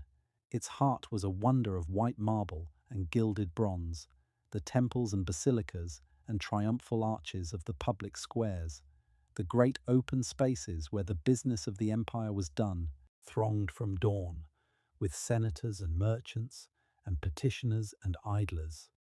Around that gleaming centre pressed the real city, the teeming districts where the ordinary people lived, stacked in towering blocks of flats, ramshackle and noisy, and forever in danger of fire, the narrow streets below them dark even at noon and roaring with life. Hawkers crying their wares, carts forbidden by day so that the nights rang, instead with the rumble of delivery wagons, the smells of bread and smoke and the river, and 100,000 cooking fires hanging over everything. To return to all that clamour and colour after the silence of the island must have been like stepping from a tomb into a festival. And at the top of this immense and humming world sat the strangest court in Roman memory, the court of her uncle Claudius. He was an emperor no one had expected and few could quite take seriously. A scholar by temperament, who had spent his whole long life overlooked and mocked for his limp and his stammer, written off as a harmless dullard, and who now found himself, to his own evident astonishment, master of the world. He was clever in his bookish way, learned in history and antiquities, capable of real shrewdness, but he was also awkward and uncertain on the throne, and easily swayed by those around him, and the true levers of his government had fallen into the hands of a small circle of powerful advisers and freedmen who ran the machinery of empire in his name and grew immensely rich and powerful doing it. Into this court came Agrippina, watching, weighing, mussing nothing, the emperor's weaknesses, the rivalries among his ministers, the currents of favour and fear that ran beneath the marble calm. She saw exactly how this peculiar man might be reached and worked upon, and she filed it all away, and she waited, as she had taught herself on the island to wait, for the moment that would surely come. She rebuilt first through marriage, as a Roman woman always must. She made a second match, this time to a wealthy and well-placed senator, a cultivated man of great fortune and influence, whose money and standing could shelter her and her son while she found her feet again. It was, like her first marriage, a matter of advantage rather than love. a strong roof to stand under while she watched and waited. For some years, she lived as the wife of this rich and capable man, restoring her position by careful degrees, raising her son with fierce attention, and saying little. Those were, in their way, the most quietly purposeful years of her life, the years of patient gathering before the great leap. She had a fortune now, or the use of one, and a position of comfort and security, and she used them as she used everything, with an eye always to the future. She gave her son the upbringing of a prince in waiting, surrounding him with the best of everything, watching over his health and his schooling and his every advantage, building him up year by year into the figure she meant him to become. She cultivated the people who mattered, kept her household correct and her own conduct above reproach, and let the world see a respectable, wealthy, dignified noblewoman raising her boy in proper retirement, giving no sign at all of the vast ambition burning low and steady beneath the calm surface. It was the patience of the island again, the patience of the long years of dread, turned now to a new and brighter purpose. For a woman of her temper, this season of waiting must have demanded enormous self-command, for she could see, surely, the great prize taking shape ahead of her, and yet she knew that to reach for it too soon was to lose it. So she held still and built and watched, and let the years do their slow work. Her boy grew from an infant into a child, and from a child into a striking and gifted youth, his imperial blood ever more apparent, his charm and his cleverness widely remarked. Her own standing rose by quiet degrees as memories of her exile faded and her wealth and her connections told, and all the while, somewhere not far off at the centre of the court, sat the unlikely emperor her uncle, aging, suggestible, and married, for now, to another woman, with the great question of his succession not yet settled. Agrippina watched that question the way a patient hunter watches a clearing, perfectly still, perfectly ready, waiting for the one moment when everything she had prepared for might, at a single stroke, be won. A woman of her great wealth in those years would have lived much of her life amid one of the loveliest creations of the Roman rich, the pleasure gardens that the powerful laid out around their grand houses on the green edges of the city, vast and beautiful estates of shade and water and art. These were not the small enclosed courtyards of an ordinary house, but sweeping grounds, acres of them, where the wealthy escaped the noise and the crush of the streets into a made paradise of their own.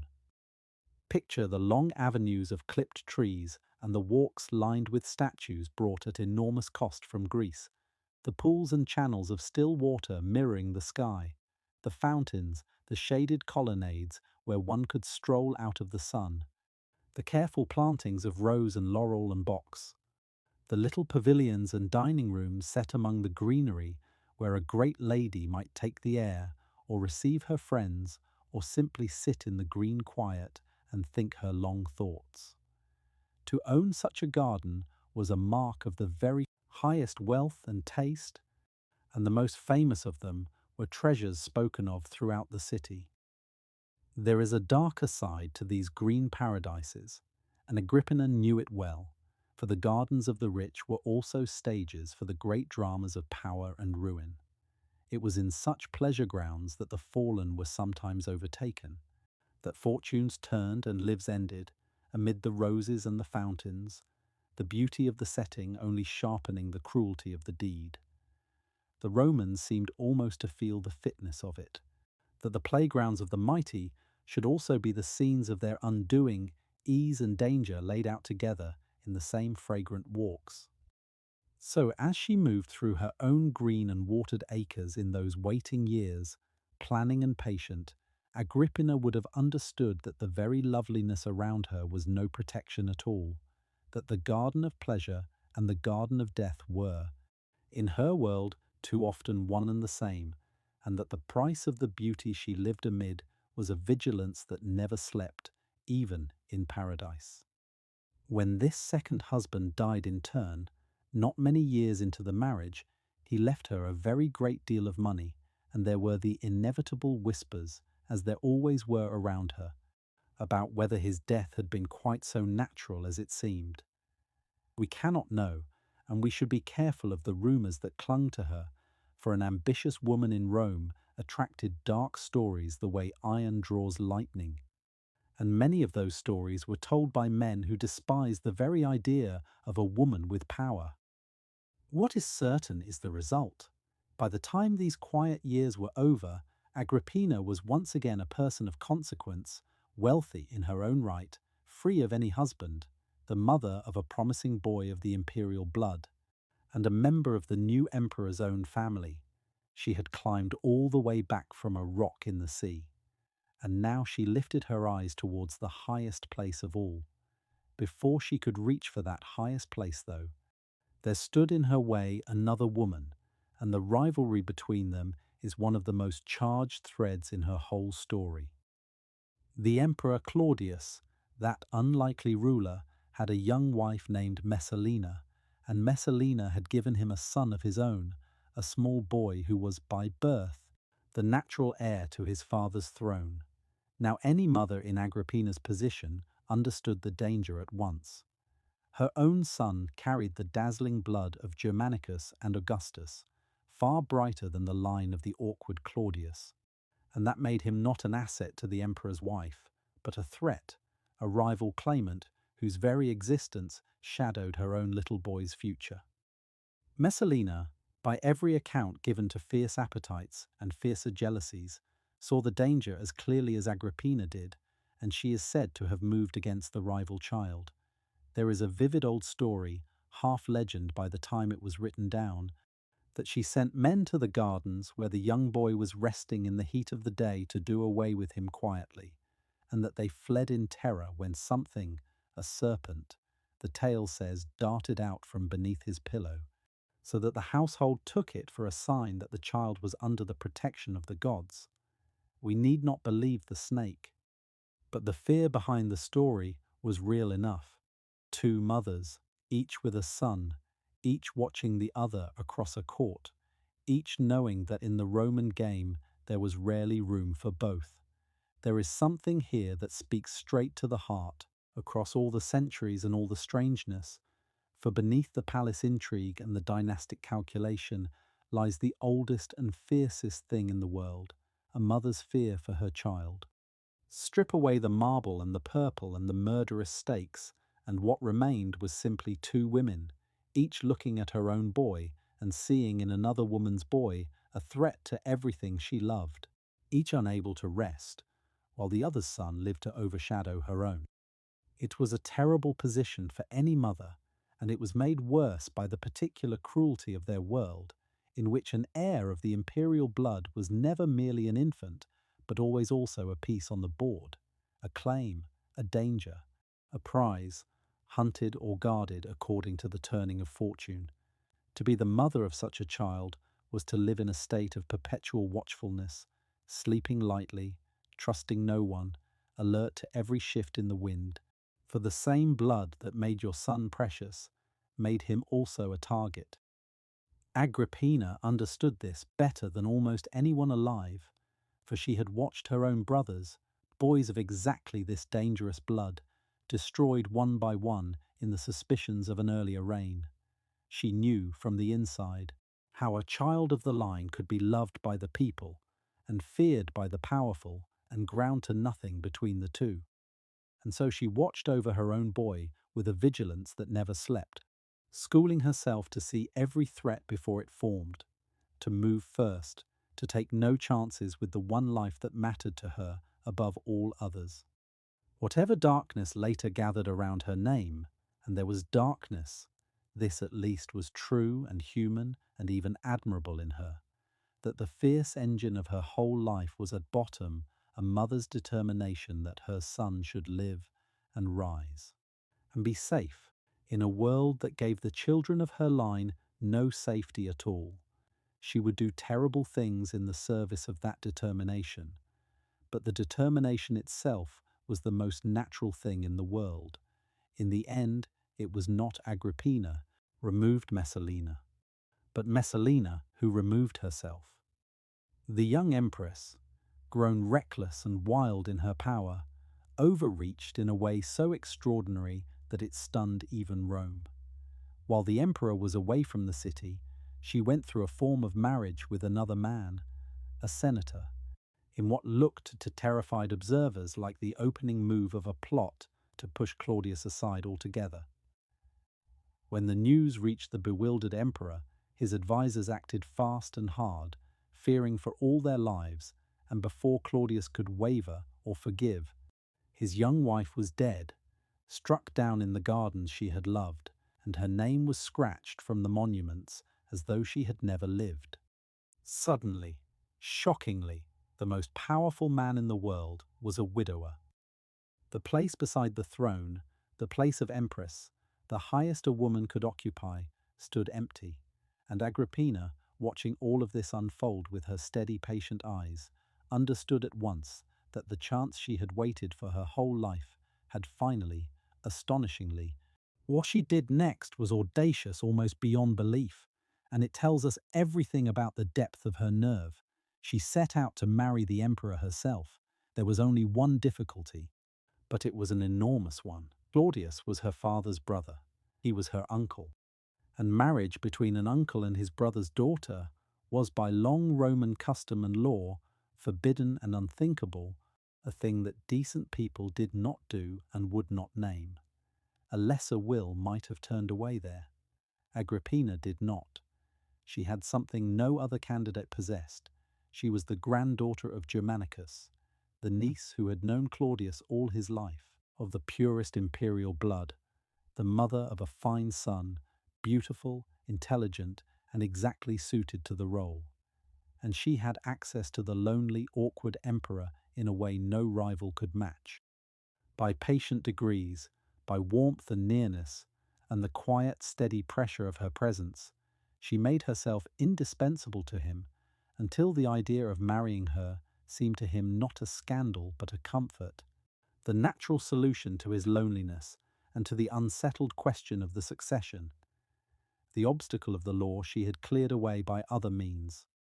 One of the emperor's most powerful advisers was persuaded, by argument and by interest, to take up her cause, and he rose before the Senate and made the case that the old prohibition was an outdated thing, that an alliance of this kind would strengthen the state, that the emperor's wishes and the good of Rome both pointed the same way. The compliant Senate, reading the wind as senators do, duly altered the ancient rule, declaring such marriages permissible, and a small crowd is even said to have gathered to clamour, on cue, for the emperor to take his niece to wife. And so it was done. The forbidden became the lawful, the unthinkable became the official will of the Roman state, and Agrippina, daughter of the beloved Germanicus, survivor of exile and ruin, climbed the last and highest step of all. She became the wife of the Emperor Claudius and the Empress of Rome. We should pause here and let the magnitude of it settle, because in that moment she had achieved something almost without precedent. She was now empress, yes, but she was determined to be far more than empresses before her had been. Most imperial wives had wielded their influence in the shadows, through whispers and persuasion and the management of their husbands behind closed doors. Careful always to keep up the appearance that public power was a thing for men alone, Agrippina had no intention of staying in the shadows. From the moment she took her place beside Claudius, she set about gathering to herself a kind of open, visible authority that no Roman woman had ever quite dared to claim, and the symbols of it multiplied around her with astonishing speed. She was granted the proud title of Augusta, the female form of the most exalted name in the empire, a name that linked her directly to the deified Augustus and marked her out as a figure of near sacred dignity. And she took it while her husband still lived, which earlier custom had scarcely allowed. Picture how that authority looked, day by day, in the marble world of the imperial palace. She appeared in public at the emperor's side, sharing in ceremonies and receptions that had always belonged to men. Her image was struck on the coinage of the empire, her own profile facing her husband's, so that her face passed from hand to hand in the markets of 100 provinces. She received the homage of ambassadors and the petitions of the great. On certain grand occasions, she is said to have appeared draped in a cloak woven through with gold thread, glittering before the assembled people, the very picture of imperial splendor, a woman wearing the dazzle of empire openly upon her body. Imagine such a day of state, for the great public ceremonies of imperial Rome were staged with a magnificence designed to take the breath away and to leave no doubt in any onlooker's mind of who ruled the world. The setting might be a vast columned hall of coloured marble, the floor a sea of polished stone, the high walls sheathed in gold and bright with paint, sunlight falling in great bars through the upper windows onto the assembled ranks of the powerful below. There would be the senators in their broad striped robes, the magistrates with their attendants, the officers of the guard in burnished armour standing like statues along the walls, the foreign envoys in their strange and gorgeous dress waiting to be received. And through it all the hush and the slow ceremony of an audience with the masters of the earth. Incense would thread the air, trumpets might sound the entrance of the mighty, and into the midst of it would come the emperor in purple, and at his side, where no woman had quite stood before, the empress in her glittering golden cloak, raised up where all could see her, sharing in the homage of the world. To grasp what that meant, you must hold in mind how strange a sight it was. Roman public life was root and branch, a man's world. Women had no offices, cast no votes, spoke in no assemblies, and the highest ladies of the realm had always been expected to work their will, if they had any, from behind the curtain, through their husbands and sons, careful never to be seen reaching openly for power. Agrippina tore that veil aside. She let herself be seen in gold, beside the throne, receiving the bows of senators and the petitions of kings. Her name and her face went out on the coins to every corner of the empire, so that a farmer in Gaul or a merchant in Egypt, weighing a coin in his palm, would find the empress looking back at him. She took her seat at great occasions of state. She involved herself openly in the granting of favours and the making of appointments, so that those who wanted something from the throne learned to come first to her. It was an astonishing assertion of a woman's right to wield real and visible power in a world built entirely to deny it, and the men of the old families never forgave her for it, and wrote of her ever after with a kind of appalled fascination, as of a force that had broken loose from its proper place. But for a few short years she carried it off, the soldier's daughter, who had clawed her way back from a rock in the sea, standing in cloth of gold at the very summit of the world, and there was no one alive who could tell her to step down. But Agrippina never governed her life by the approval of such men. She had seen too clearly, since childhood, how power actually worked, and she meant to hold the real thing, not its polite shadow. And this brings us to something we must hold steadily in mind through all the rest of her story, for it shapes everything we think we know about her. Almost every word that has come down to us about Agrippina was written by men, long after her death, men who belonged to exactly the proud senatorial world whose deepest assumptions she had trampled, men who found in the very idea of a woman with real power something unnatural and frightening. To them, a woman who reached openly for authority was not merely a rival, but a kind of monster, a violation of the order of things, and they wrote of her accordingly, gathering up every dark rumour, believing the worst, painting her in the blackest colours their art could mix. The poisoner, the schemer, the devouring mother, the creature who would stop at nothing, this is the figure they handed down, and it has stuck to her name for 2,000 years. We need not pretend it is wholly false, for there was real darkness in her, and real blood, and we will not flinch from it when we come to it. but we should hold the portrait at arm's length and remember who painted it and why. A man who climbed by ruthless ambition was, to the Roman mind, simply ambitious, even admirable. A woman who did the same was a horror. A man who removed his rivals was playing the game. She who did so was a poisoner and a witch. The same deeds, the same hard choices that the age forgave in 100 striving men. So, as we follow her into the shadows ahead, let us keep a little justice in reserve, a little doubt about the harshest tales, and a clear eye for the simple, uncomfortable truth at the root of so much of the hatred she drew. That her greatest and most unforgivable crime, in the eyes of those who wrote her down, was not any single deed at all, but the sheer fact of being a woman who would not keep to the place her sex was meant to hold. And then she did something that closed a great circle in her life, something quietly beautiful in the midst of all this hard ambition, and it carries us for a moment, all the way back to where this evening began. She turned her attention to the cold northern frontier where she had been born, that frontier town on the grey Rhine among the legions, the army settlement where she had drawn her first breath in a commander's quarters all those years before.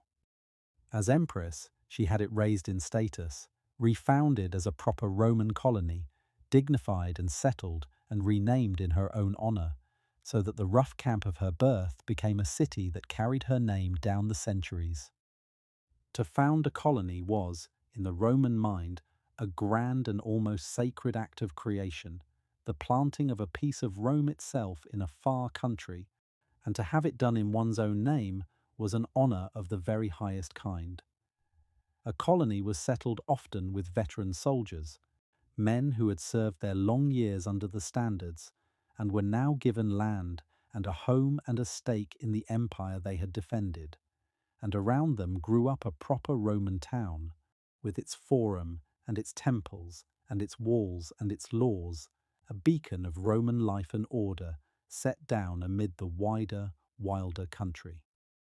To raise the frontier settlement of her birth to that dignity was to transform it utterly from a rough garrison post on the edge of the world into a true city of the empire, a permanent and honoured thing, and to bind her own name to it forever. There is something deeply fitting in the gesture and deeply revealing of her. Of all the places in the wide world she might have honoured, she chose the cold riverbank where she had drawn her first breath, the camp among the legions her father had led, the frontier of soldiers whose loyalty had been the first great lesson of her life. In raising it up, she reached back across her whole extraordinary journey and laid her hand upon its very beginning, joining the infant of the camp to the empress of the world in a single act of will. And the city she made has outlasted her by 2,000 years, has grown vast and rich on the same grey river, a great and living place where millions dwell, still carrying in the worn old root of its name, if you know how to listen for it, the memory of the soldier's daughter who was born there in the cold, and who never forgot it, and who lifted it up to share in her own astonishing rise. It is a remarkable thing to consider, lying here in the dark so many ages later, the frontier where the soldier's daughter was born became, by her own hand, a city of the empire, and that city still stands today, grown vast and prosperous on the same grey river, still bearing, in the worn root of its modern name, the memory of the woman who lifted it up. The infant of the camp had become the empress who renamed her own birthplace. Few people in all of history have ever folded the beginning of their story so neatly into its height. It is worth letting the sheer size of the thing she now stood near the top of settle in the mind. For when we say that she had climbed to the summit of the world, we mean something very nearly literal. The empire of which she was now empress stretched from the cold grey river of her birth in the north to the burning sands beyond the southern sea, from the rain-swept ocean coasts of the far west to the ancient cities of the east, where her father had died. It gathered under one rule 100 peoples who spoke 100 tongues, The Gauls and the Greeks and the Egyptians and the Spaniards and the Syrians and a dozen more, bound together by the roads and the sea lanes and the legions and the long reach of Roman law. Its great inland sea was a Roman lake, crossed in every direction by the ships that carried the grain and the wine and the marble and the wealth of provinces to the vast hungry capital. Tens of millions of human lives, more than the mind can truly hold, went on beneath the authority that now ran, in part, through the hands of one woman in a palace on a hill. To stand at the head of such a thing, even at the side of the throne, rather than upon it, was to hold a kind of power that almost no human being in history had ever held, and certainly no woman. A word from the palace could move armies on distant frontiers, raise a man to fortune, or cast him down, settle the fate of cities she would never see. The petitions that came up the hill came from the ends of the earth. The embassies that bowed in the marble halls came from kingdoms beyond the empire's edge, seeking the favor of the masters of the world. And Agrippina, the soldier's daughter, who had once scraped a living on a barren rock in the sea, now sat at the very center of that immense web of power, her face on its coins, her hand in its governance, her name woven into its oaths. The vastness of it is part of what makes her story so extraordinary, and part, too, of what made the height so perilous. For the higher and the wider the power a person holds, the more terrible and the more total is the fall. When at last it comes, yet for all the splendor of the title and the coins and the golden cloak, none of it was ever the true goal. The empress crown was only ever a means to an end, and the end was always her son. Now that she stood at the very summit, she bent the whole weight of her position to the one purpose that had driven her since the morning the boy was born by the sea, to make him, and not the emperor's own child, the heir to the Roman world. It was a delicate and dangerous task, for Claudius had a son of his own blood, a boy a few years younger than hers, who was the obvious and natural successor, and to set her own son above him would mean a long, patient, beautifully managed campaign. Agrippina was supremely equipped for exactly that kind of work. She began, as she did everything, by careful steps, advancing her boy and quietly shadowing the other, until the unthinkable came to seem, once again, like the most reasonable thing in the world. The great move was the adoption. She persuaded the emperor to take her son formally into his own family as a true son of his own, raising the boy above his birth and folding the dazzling blood of Germanicus and Augustus directly into the line of succession. From that day the boy bore a new name, a name that joined him to the imperial house, and the world began to call him by the name history would never forget, the name Nero. Adoption to the Romans was no mere formality or kindness, but one of the most powerful instruments in their whole social order, a force that could remake a person's identity and destiny at a stroke. To be adopted into a family was truly to become its son, to take its name and its rank and its place in the line of inheritance as fully as if one had been born to it, and the great families used it constantly to carry their fortunes forward when blood alone failed them, to bind allies, to secure heirs, to lift a chosen man into a station he could never have reached on his own. The whole imperial succession had rested on it from the beginning, for the first emperor himself had been an adopted son, and had passed his power down in turn by adoption rather than by blood. So when the emperor took Agrippina's boy formally as his own, he was not merely showing him favor, he was reaching into the deepest machinery of Roman power and rewriting the future, placing this child, by an act of law, ahead of the son of his own body, in the line that led to the throne of the world. The new name the boy received marked the transformation for all to see, joining him to the imperial house and setting the old identity of his birth aside. And from that day he was a different person in the eyes of Rome, no longer merely the son of a dead nobleman, but a son of the reigning emperor, a prince of the ruling line, the coming man. For Agrippina, it was the keystone of the whole great arch she had been building for 20 years. The single act that turned all her patient work into something solid and lawful and nearly irreversible. She had taken a boy born to a private family, however noble, and by the slow application of her formidable will, she had had him written, by the highest authority in the world, into the very succession of the empire. The frontier child's son was now the heir of Rome. Everything she had endured, the exile, the waiting, the daring marriage, had been building all along to exactly this. And it had worked. He was now, in law and in the public eye, the eldest son of the emperor, set ahead of Claudius's own younger child, and every honor that could mark him out as the coming man was steadily heaped upon him. He was brought forward at public games and shown to the people in the dress of a grown man before his years, presented again and again as the future, until the city grew used to the sight of him in that role, and the other boy faded, by careful design, into the background. The great public spectacles of Rome were the perfect stage for such display, for nowhere did the people gather in such numbers or with such passion as at the games, and an image shown there lodged in the common mind as nowhere else. Picture the vast oval of the amphitheatre or the immense racing track of the circus, the tiered seats rising in their thousands and tens of thousands, the whole population of the city packed shoulder to shoulder in the sun, the roar of the crowd rolling around the stone like surf.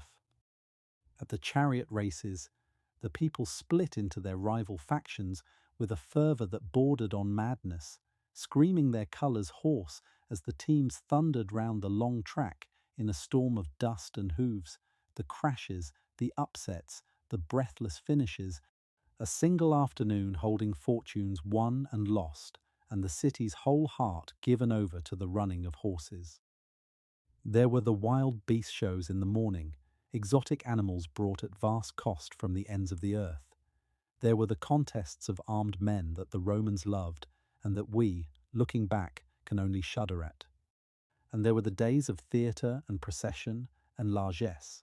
The people fed and entertained at the expense of the great as the price and the proof of their power.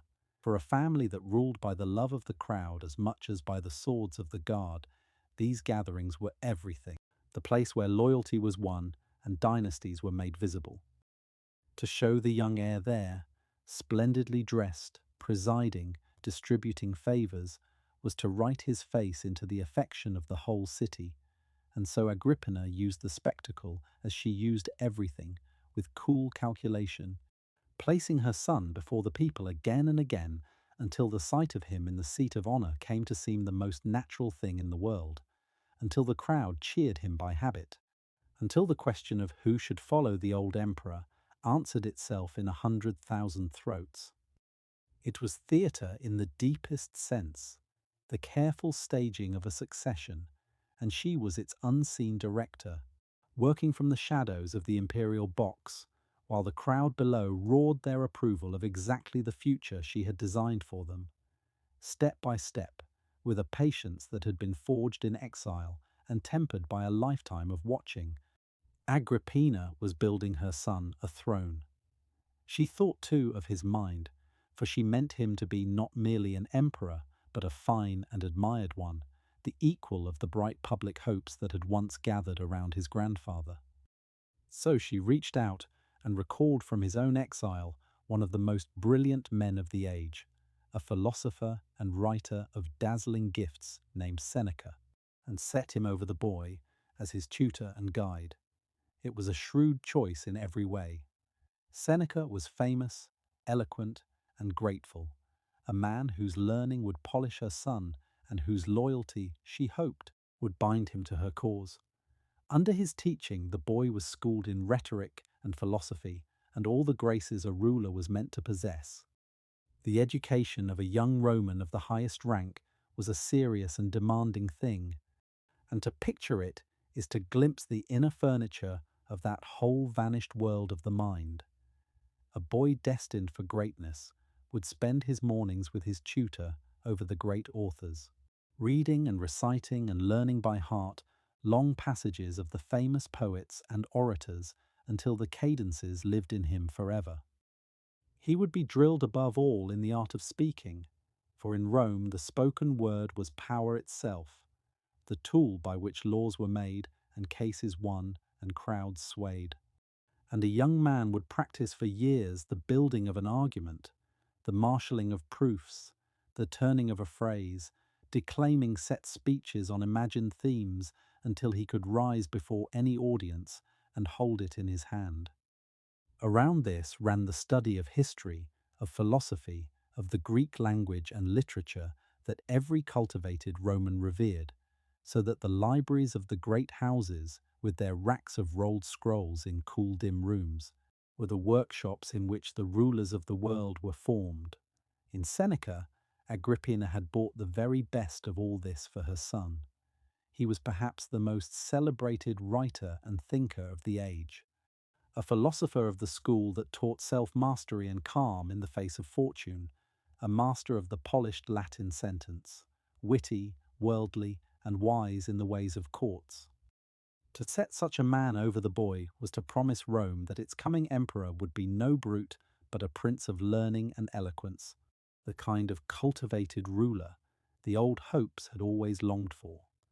And for a while the arrangement seemed to bear out the promise, for the boy grew up clever and quick and genuinely gifted, fond of poetry and music and the arts, charming when he chose to be.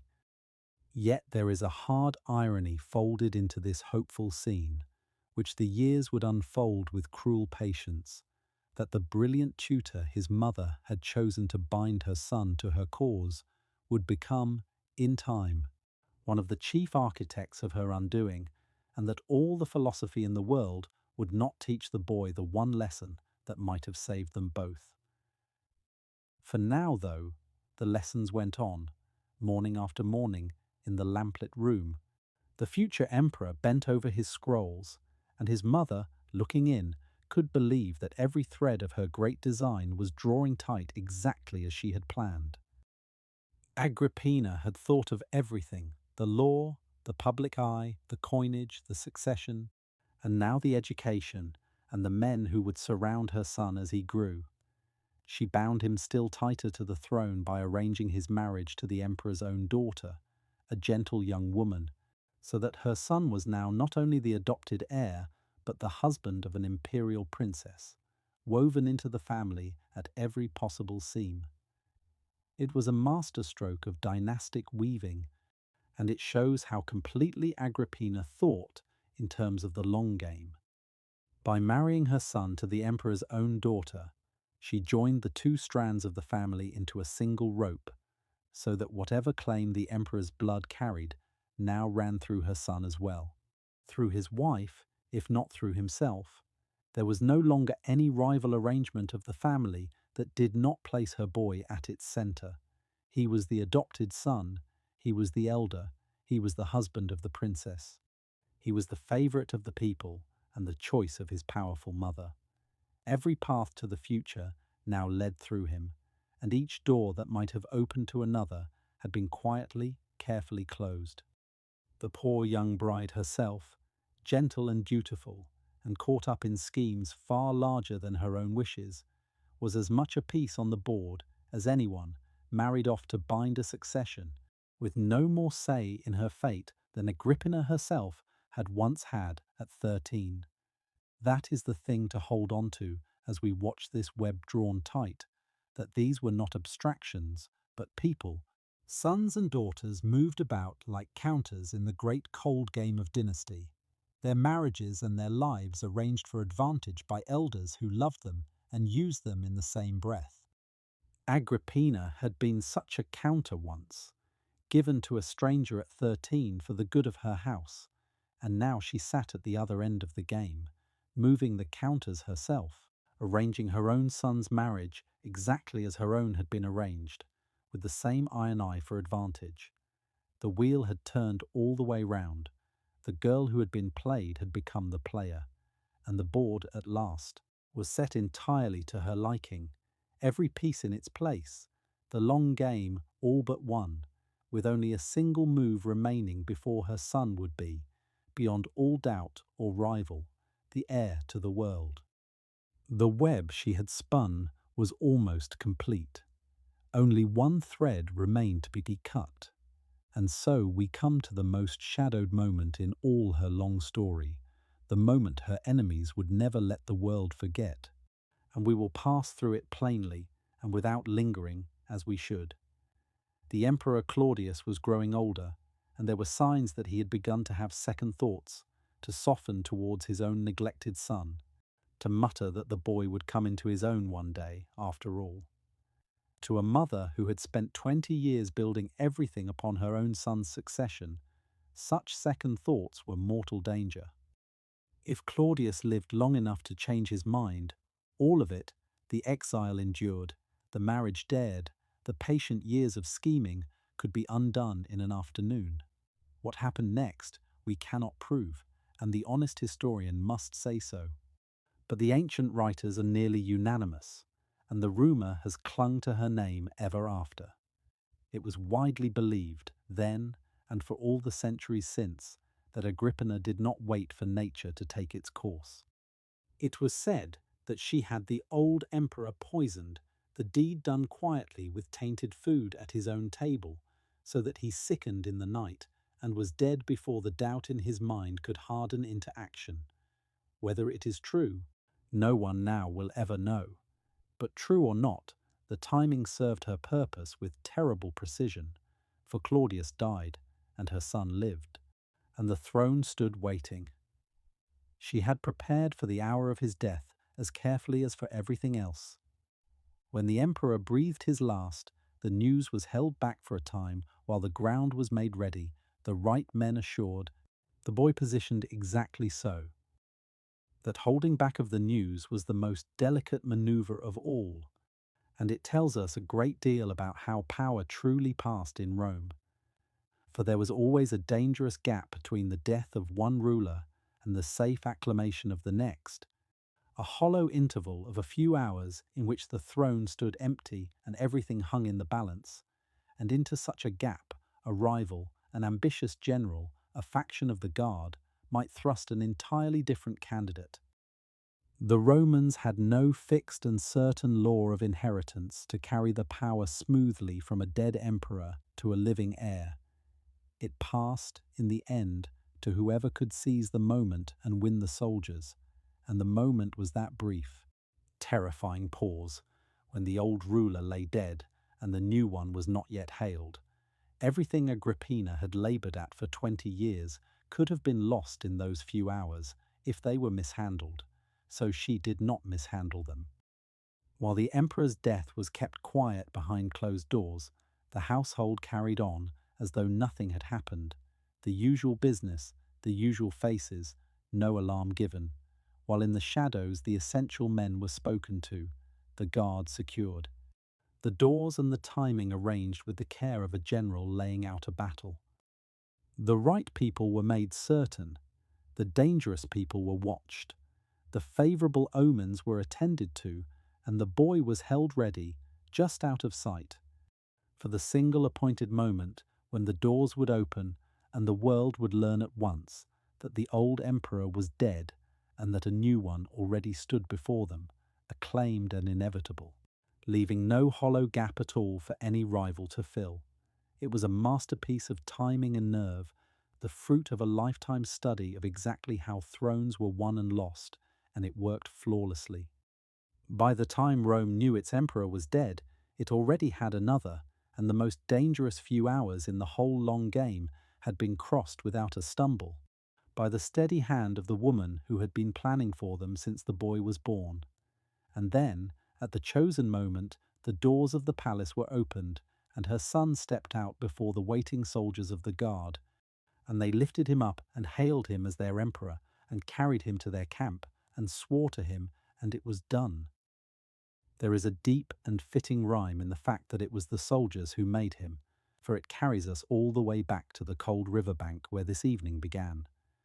The men of the guard were the great imperial bodyguard, the only soldiers permitted near the city, and over the years they had become the true makers and breakers of emperors, for whoever held their loyalty held the throne, and whoever lost it lost everything, no matter what the Senate said. Agrippina, the daughter of a beloved general, granddaughter of Augustus, raised among the legions before she could walk, understood the soldiers as few in Rome did, understood that the bond between an army and the blood it loved was the truest power there was, the very lesson that had lodged in her on the frontier all those years before. She had courted the guard carefully, and on the day her son came of age to rule, the men hailed him gladly, the grandson of Germanicus, of the line they had always adored. Picture the moment as the ancient writers half remembered it, the long, anxious holding back of the news while all was made ready, and then, in the grey light, the gates opening, and the young man, scarcely more than a boy, carried out into the midst of the armed ranks, lifted on their shoulders, the great shout going up as they acclaimed him, the standards dipping, the oath taken under arms.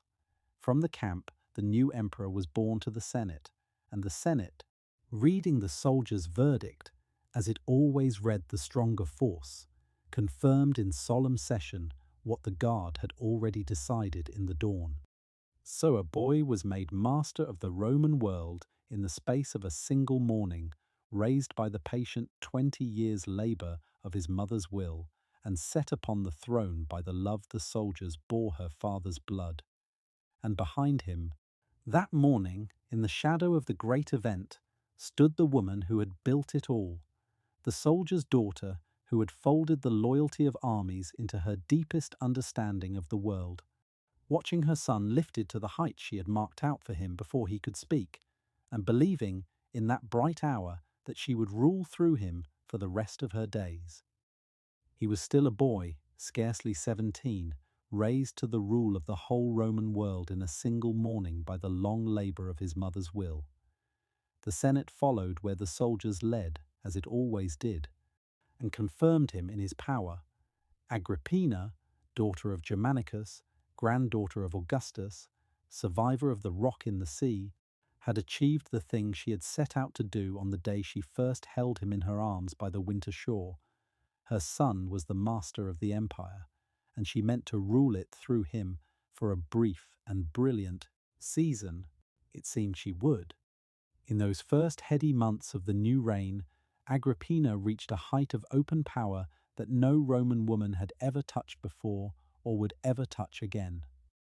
She was the mother of the emperor, and she let no one forget it, and her boy, still young and still devoted, leaned upon her in everything. Her image was struck on the coinage face to face with his, the two profiles meeting as equals, sometimes with her own likeness given the place of honour, an astonishing thing in a world that held public power to be the business of men alone. The very watchword given out to the guard, the secret password by which the soldiers of the palace knew friend from foe, was for a time a phrase in her honour, the best of mothers.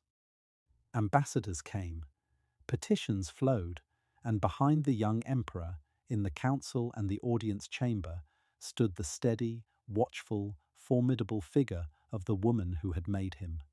To stand where she stood, a woman openly directing the affairs of the greatest empire on earth, was almost without precedent in the whole long history of Rome. And here is a thing easily forgotten amid the dark stories that cluster around her name.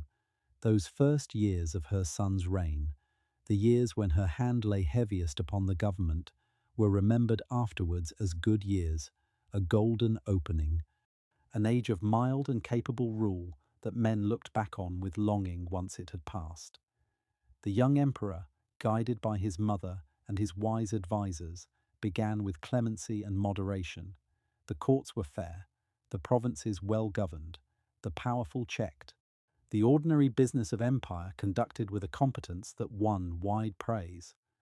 Much of the credit for that bright beginning belongs, by any honest reckoning, to the steady, experienced hand behind the throne, to a woman who had watched the machinery of power turn since childhood and knew exactly how it should be worked.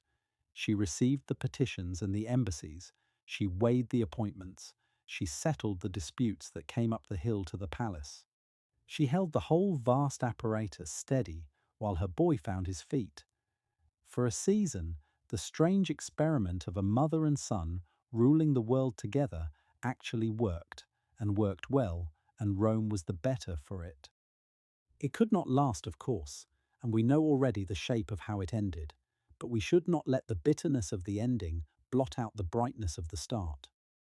There was a time, brief and real, when Agrippina stood at the very center of a well-run empire, honored as no woman had been, her judgment sought, her word heeded, her son devoted. The whole long climb from the rock in the sea, redeemed at last in the steady exercise of a power she had earned by patience and used on the whole with skill.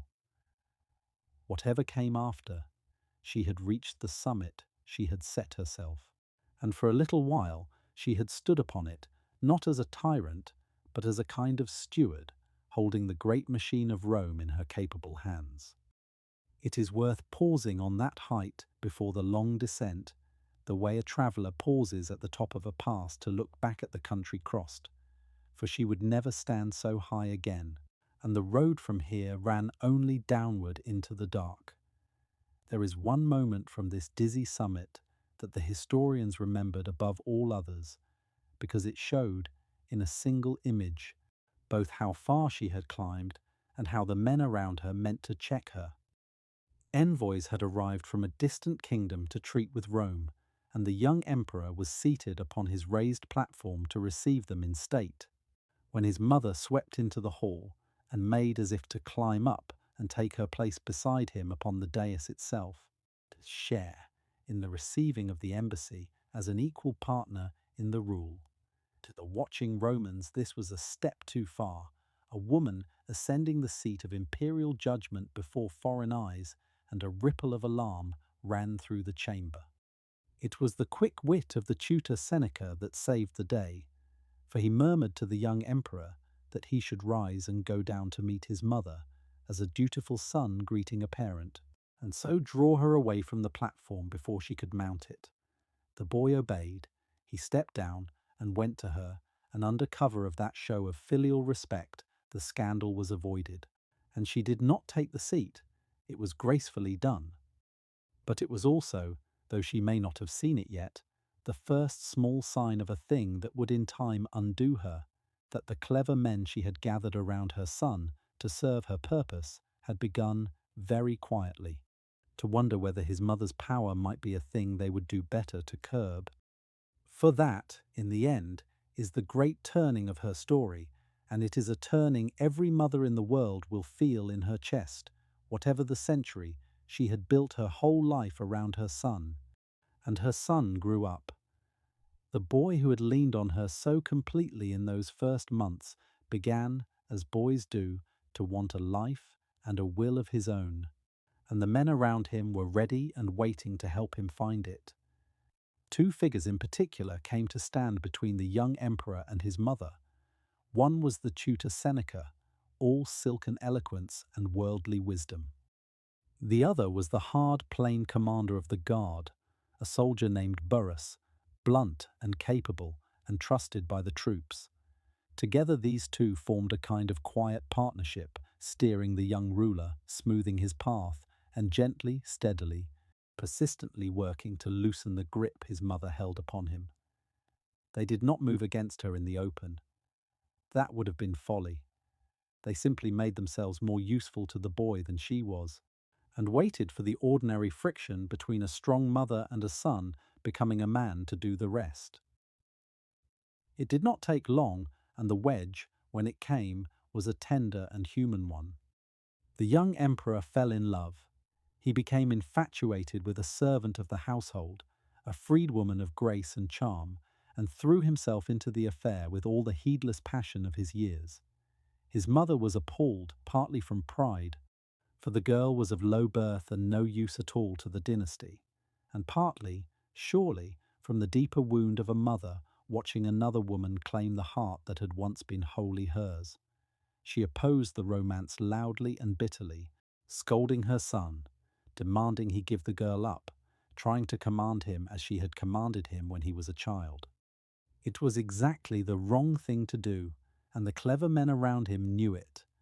They quietly took the young woman's side, indulging the emperor's love affair, because every quarrel it caused between mother and son drove him further from her and nearer to them.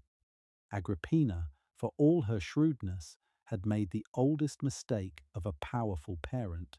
She had tried to keep control of a child who no longer wished to be controlled, and in gripping too hard she began to lose him altogether. The young woman at the heart of the quarrel belonged to a world that is easy for us to overlook, but that ran, in truth, right through the middle of the imperial palace. The world of the household servants and the freed slaves who staffed the great house, and in time came to wield surprising power within it. The palace was served by an army of attendants, some born into slavery, some freed by their masters and risen to positions of trust, and the most able of these freedmen had become, under the bookish old emperor especially, men of enormous influence, running whole departments of the government, managing the treasury and the correspondence and the petitions of the world, growing rich and powerful far beyond their birth. They were the unseen machinery of empire, the secretaries and stewards and keepers of accounts, and a clever one could climb astonishingly high. The freedwoman the emperor loved had come up through that same hidden realm below stairs, a freed slave of charm and modesty, and that was part of what so appalled his proud mother. For to her the match was not merely useless to the dynasty, but a humiliation, a granddaughter of Augustus, watching her son lose his heart to a girl out of the servants' quarters. Yet there was a deeper reason the affair cut so deep, and it had nothing to do with rank. The clever men who guided the young emperor saw at once that this gentle, undemanding love gave them exactly the lever they needed, for it was a thing of his own, chosen against his mother's wishes, the first real assertion of a will that was not hers, and they had only to indulge it and protect it to drive the wedge a little deeper with every passing week. They took the girl's side quietly and smiled on the romance, and let the emperor feel, perhaps for the first time in his life, what it was to want something and to keep it in the teeth of his mother's disapproval. It was a small thing, a young man's infatuation with a kind and pretty servant, the most ordinary story in the world, but in the strange hothouse of the palace, where every private feeling became a public weapon, that small ordinary thing became the crack through which Agrippina's whole great edifice of control began at last to come apart. As the breach widened, she made it worse by reaching, in her anger and fear, for her oldest and most dangerous weapon.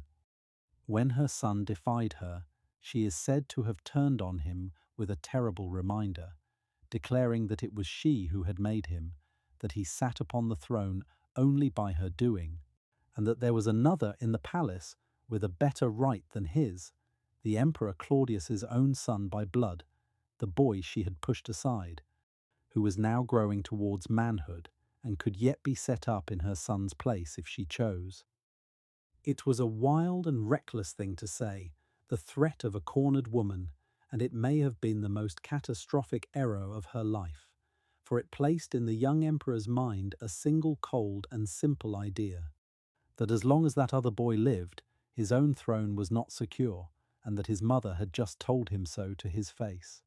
Not long afterward, at a great dinner in the palace, with the court at table all around, the emperor's stepbrother, the last son of Claudius, was suddenly stricken where he sat and carried lifeless from the hall before the meal was done. It was given out that he had died of one of the falling fits he was known to suffer. Almost no one believed it. The boy who stood between the emperor and a quiet conscience was simply, plainly, gone, and the rival Agrippina had threatened to raise up could be raised no more. That death changed everything between mother and son, and not at all in the way she might have hoped. Her last card had been played and lost. The threat she had held over him was now meaningless. The boy it depended on, dead and buried. And her son, who had ordered, or at the least allowed, the removal of his own stepbrother to escape his mother's pressure, no longer feared her as he once had. Slowly, deliberately, he began to set her aside.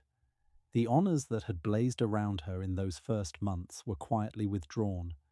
The German bodyguards who had given her the dignity of a ruler were taken from her, and at last she was eased out of the imperial palace itself, moved to a separate residence away from the center of power, so that the daily nearness to her son, that had been the whole foundation of her influence, was gently, irreversibly broken. She who had stood upon the very edge of the dais now found herself living apart, her visitors fewer, her word less heeded, watching from the margins the throne she had built. To understand how grievous that removal was, you must understand that in the world of the imperial court, nearness was power, almost literally so.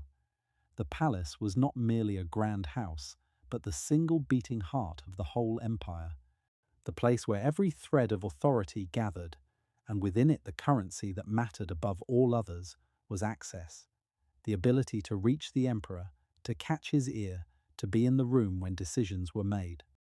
Those who lived close to him, who saw him daily, who could speak to him in an unguarded moment or shape the flow of who and what reached him, held real power whatever their title.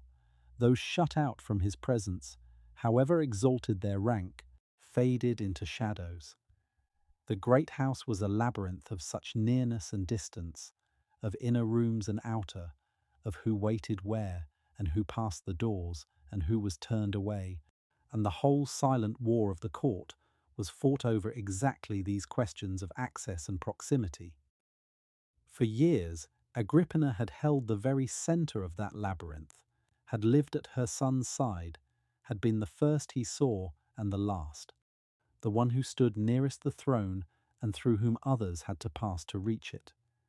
Her power had rested in the end, not on any office, for she held none, but precisely on that nearness, on being always there, always close, impossible to go around.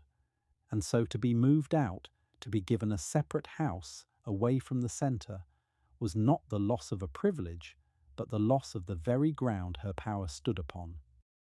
Every day she spent apart from him was a day in which others filled the space she had left, whispered in the ear that had been hers, shaped the mind she had once guided. She understood this perfectly, with the clear, cold sight that had never once failed her, and she must have felt her authority draining away from her like water through cupped hands, and known that there was almost nothing she could do to stop it. The labyrinth had closed its inner doors against her, and in that labyrinth, to be on the wrong side of the doors was to be slowly and surely. The best of mothers had become an inconvenience. And the most dangerous thing a powerful person can be, in any age, is no longer necessary. There is a deep sadness in watching what became of the boy in these years, quite apart from what it meant for his mother. For he had begun so full of promise. The bright gifted child his mother had raised so carefully, the lover of poetry and music, the pupil of the wisest man of the age, the young ruler whose first years on the throne had been praised as a golden dawn, was slowly, year by year, becoming someone else. Unchecked power is a terrible solvent, and it worked on him as it has worked on so many before and since, dissolving the restraints one by one, teaching him that he might have whatever he wanted and answer to no one, surrounding him with people whose whole art was to feed his appetites and flatter his whims. The wise guides who had steered him at the start lost their hold. The flatterers gained theirs, and the gifted boy hardened by slow degrees into a man who could order the death of anyone who stood in his way and sleep, and order another.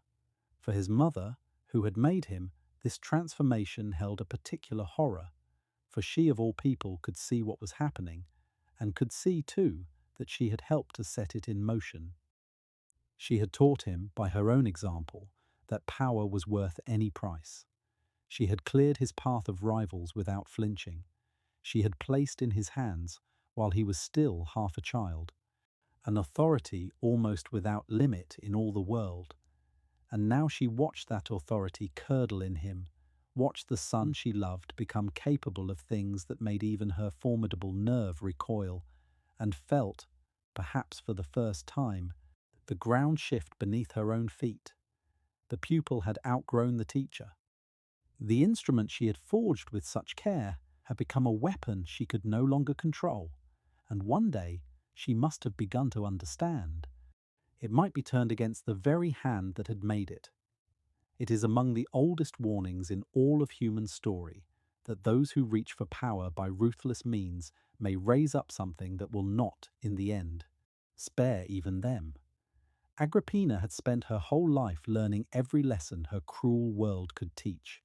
This was the one lesson she learned too late. Into that widening gap there now stepped the woman who would, more than any other, complete Agrippina's eclipse. Her son's roving heart had fixed at last upon a new and very different object, a beautiful, clever, and supremely ambitious noblewoman named Poppaea, who was everything the gentle freedwoman of before had not been. Poppaea did not merely wish to be the emperor's beloved. She meant to be his empress, to take the highest place a woman could hold. And she understood with perfect clarity that two great obstacles stood in her way. One was the emperor's quiet, dutiful wife, the imperial princess he had been married to as a boy. The other was his mother. For as long as Agrippina retained any hold upon her son, no rival woman could be sure of him, and Poppaea, by every account, set herself to break that hold completely, working upon the emperor's resentments, mocking his continued deference to his mother, asking why a grown ruler of the world should still be ruled by a parent, until the old irritation hardened under her steady pressure into something far colder and more final. These were the loneliest years of Agrippina's power, and there is a particular sorrow in them, the sorrow of a strong person watching her own world shrink by inches. Once the petitioners had crowded her door from before dawn, now they came less often, and then hardly at all, for in a court everyone can read the weather. And everyone knew which way the wind had turned. Once her word had moved armies and made appointments.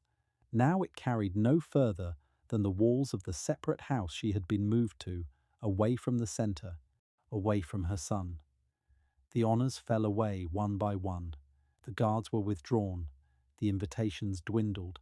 The men who had courted her favour found reasons to be elsewhere. She, who had stood in cloth of gold beside the throne, now kept a diminished household at the edge of things, watching from a distance the empire she had once steadied and the son she had once held in her arms by the winter sea, both of them slipping further from her grasp with every passing season. She did not give up easily, for giving up was the one thing she had never learned to do. She tried warmth, and she tried sternness. She tried to win her son back, and she tried to frighten him. She reminded him, perhaps too often, of all she had done for him, which is the surest way in the world to drive a child further off. But the tide was against her now, and for once her long patience and her sharp wits could not turn it, because the thing that had changed was not a policy or a rival she could outmaneuver, but the heart of her own son. And that was the one territory in all the world where her formidable will had no command. The boy she had made an emperor had become a man who no longer wanted her, and was learning, under the whispering of those around him, to see his mother not as the maker of his fortune, but as the last obstacle to his freedom. It is the oldest and saddest of stories played out at the summit of the world, and it was moving now, slowly and surely, towards its terrible end. So we arrive by these slow and sorrowful degrees at the last act of her life, and it begins, strangely, with a show of love. The estrangement between mother and son had become a thing the whole court could see, an open coldness, and it troubled the young emperor in ways he perhaps did not fully understand, for whatever else lay between them, she was his mother, and he had loved her once with his whole heart. As a great spring festival approached, he sent her a warm and tender invitation. Let the quarrel be over, the message ran. Let them be reconciled. Let her come and join him at the beautiful bay in the south, where the great families kept their pleasure villas, and spend the holy days together as a loving mother and son should. The words were sweet, and the gesture seemed to promise the healing of the long breach, and Agrippina, who had spent her whole life reading the true meaning beneath the surface of things, allowed herself, this once, to believe them. She made ready, and she went south to the bay, towards her son, towards what she hoped would be peace at last. The journey south through Italy in the early spring would have been, in itself, a journey of slow and ordinary beauty, the kind of travelling the Romans had raised to a high art. A great lady did not hurry on foot or jolt along in a cart. She was carried much of the way in a litter, a curtained couch borne on the shoulders of strong bearers, where she could lie at her ease behind drawn hangings. Screened from the dust and the sun, rocked gently along by the steady pace of the men beneath her. For the longer stretches there were the famous Roman roads, those marvels of straight paved engineering that ran the length and breadth of the empire, cambered to shed the rain, milestoned, bridged across every river, so well made that some of them carry traffic still after 2,000 years. Along these roads a noble traveller moved from comfort to comfort, breaking the journey at the villas of friends or at the posting houses kept for those of rank, and the way itself unrolled like a slow tapestry of the Italian countryside. In spring that countryside was at its loveliest, the hills green with new growth, the vines breaking into leaf along their props, the olive groves silver in the wind, the orchards in blossom, the fields starred with flowers, and over it all the soft, warm light of the south, growing stronger by the mile as she travelled away from Rome and down towards the coast. There were the little towns strung along the road with their forums and their fountains and their temples, the farms and the shepherds and the slow ox carts, the shrines at the crossroads, where a traveller might leave a small offering for a safe road. And as the days passed, and the land tilted at last down towards the sea, there would have come the first far glimpse of the great bay, opening blue and shining below, ringed with its villas, the loveliest country in all of Italy spread out to welcome her. She had every reason, on that gentle road, in that gentle season, to let her long guard down a little, to feel the warmth on her face, and the sway of the litter, and the green spring rolling past, and to believe that she was travelling not into a trap, but towards a reconciliation, towards her son, towards peace. The countryside, at least, kept its promise. It was as beautiful as it had ever been. The treachery waited at the end of the road. Not along it. Picture the place she came to, for it is one of the loveliest stretches of coast in the whole ancient world, and it is where this long evening must gently come to rest. The bay curves away in a great blue sweep beneath wooded hills, and all along the shore stand the white villas of the rich terrace upon terrace, with gardens running down to the water, and marble quays where pleasure boats lie moored in the shallows. This was no ordinary coast, but a place soaked in legend and old dread as deeply as it was steeped in pleasure, and the Romans felt both at once. For just inland from the lamplit villas and the bathing pools lay a dark, still lake ringed by steep, wooded crags, sunk in an old volcanic crater, where the water lay black and silent, and the very birds were said to shun the air above it. The ancients held this gloomy place to be one of the very mouths of the underworld, a gateway to the realm of the dead, and the greatest of their poets had sung of a hero descending through these shadowed shores into the world below to speak with the spirits of the departed. All around, the ground itself seemed half alive and half infernal, breathing out its warm sulphurous vapours, trembling now and then, steaming from 100 hidden vents, as though the powers beneath the earth lay very near the surface here. So the loveliest coast in Italy was also, in the Roman imagination, the threshold of the dead, pleasure, and the grave laid side by side along a single shore. There is a terrible aptness in that, which the old writers surely felt, that Agrippina should come to her end on this particular coast, where the playground of the living lapped against the gateway of the dead, where the warm springs and the dark crater lay within sight of one another. She had come for warmth and reconciliation, to the shore of feasting and ease. She would find instead the other face of the place, the one that had always been there beneath the lamplight and the music, the nearness of the dark. The Romans who knew this coast knew that its beauty and its dread were two halves of a single thing, that the same coast held the bathhouse and the mouth of the underworld, the pleasure boat and the still black lake. Agrippina, that warm festival night, saw only the beauty. But the dread was there all the while, just inland, breathing its faint sulphur into the soft spring air, waiting, as it had waited since the beginning of the world, for the living to come down at last to the dark. The air is soft and balmy here, scented with pine and the sea, and steam rises in places from the famous hot springs that the Romans prized so highly, hidden among the rocks. This is the playground of the empire, where the great come to escape the heat and the business of the city, to bathe and dine and drift on the calm water under the southern stars. No place in all the Roman world was quite like this stretch of shore, and it is worth letting its warmth and its luxury wrap around us, here in the last calm before the storm. For generations, the richest and most powerful Romans had built their pleasure houses along this bay, climbing the green slopes above the water in terrace after terrace of marble and garden, until the whole curve of the coast glittered with the villas of the great. They came for the climate, soft and balmy when Rome lay sweltering or shivering, and they came above all for the famous warm springs that bubbled up out of the volcanic ground, steaming, mineral-rich, prized as a cure for every ailment of the body, so that the shore was dotted with bathing places where the powerful soaked away their cares in naturally heated water that rose from the deep earth. The whole district had a reputation through the empire as a region of ease and indulgence, of long lazy days and longer nights, of feasting and music and pleasure pursued without restraint, a little scandalous, wholly delightful, the spot a hard Roman went to stop being hard for a while.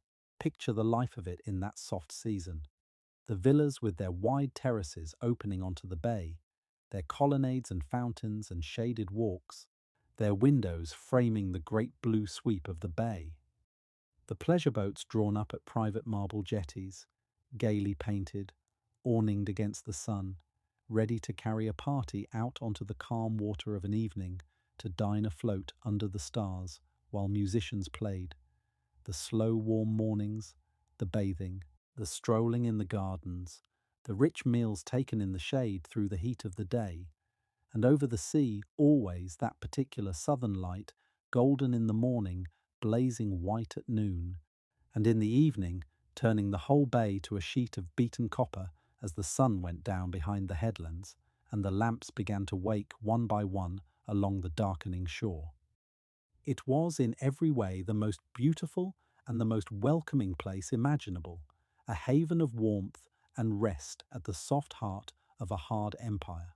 And it was here, to this gentle and lovely coast, wrapped in every comfort the Roman world could offer, that Agrippina was invited by her son to be reconciled, and to lay down at last the long cold quarrel between them. The cruelty of choosing such a place would only become clear later, for now there was the warm air and the lamplit water, and a mother going gladly to meet a son who said that he loved her still. The festival fills the shore with light and music. Lamps burn along the terraces.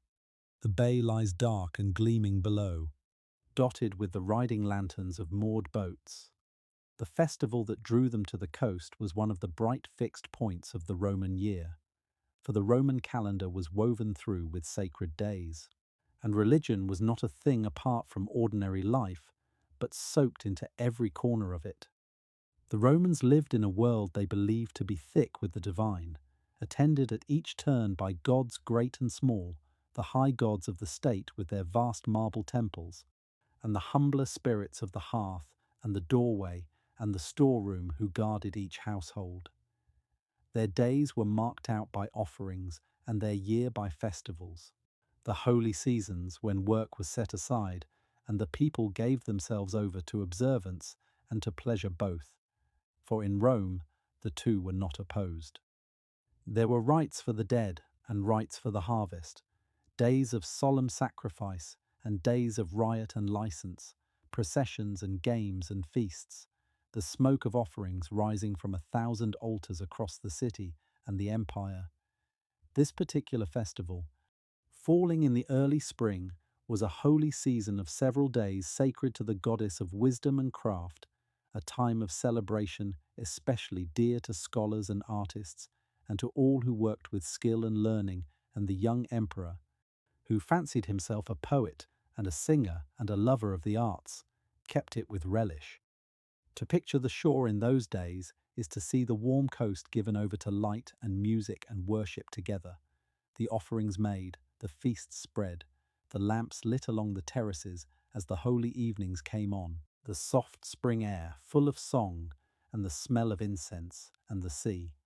It was on its face the gentlest and most joyous of settings, a sacred festival of art and wisdom kept upon the loveliest shore in the world, mother and son reconciled amid the celebration. That such tenderness and such treachery could share a single lamplit night, that a festival of the goddess of wisdom should frame so unwise and so terrible a deed, is one of the bitter ironies the old historians could not help but mark. But Agrippina, that night, marked nothing amiss. She gave herself to the warmth and the welcome and the holy season, and let the long quarrel fall away, and was glad. Into this beautiful and peaceful place came Agrippina, to be welcomed by her son with every show of warmth and tenderness, embraced, honoured, seated beside him at a long and loving banquet that ran late into the soft spring night. A great Roman dinner was an art form and an institution, the warm centre of social life among the powerful, and to picture this last shared meal between mother and son is to sit at the very heart of their world one final time. The diners did not sit upright at a table as we do, but reclined, propped on their left elbows on broad cushioned couches set around three sides of a low table, the most honoured guests in the most honoured places, so that to be seated beside the host, as the emperor seated his mother, was itself a public declaration of love and esteem. The room would have glowed with the light of many lamps, the air sweet with garlands and perfume, slaves moving silently to and fro with basins of scented water to rinse the fingers between dishes, for the Romans ate largely with their hands. And the food came in a long, unhurried procession of courses, beginning with the appetizers, the eggs and olives, and little savouries and salted things meant to wake the appetite, moving on through the great central dishes, the roasted and stewed meats, and the fish from that very bay, dressed with the pungent fermented sauce the Romans loved above all other flavours and poured over nearly everything, and ending at last with the sweet course of fruit and honeyed cakes. Through it all flowed the wine, mixed with water in a great bowl and ladled out, for to drink it neat was thought the mark of a barbarian, and as the evening lengthened the talk would loosen and the entertainments come. Music from pipe and lyre, perhaps a reader or a singer, perhaps dancers, the soft accompaniment to hours of reclining conversation under the lamps, while the night deepened outside and the bay lay dark below the terrace.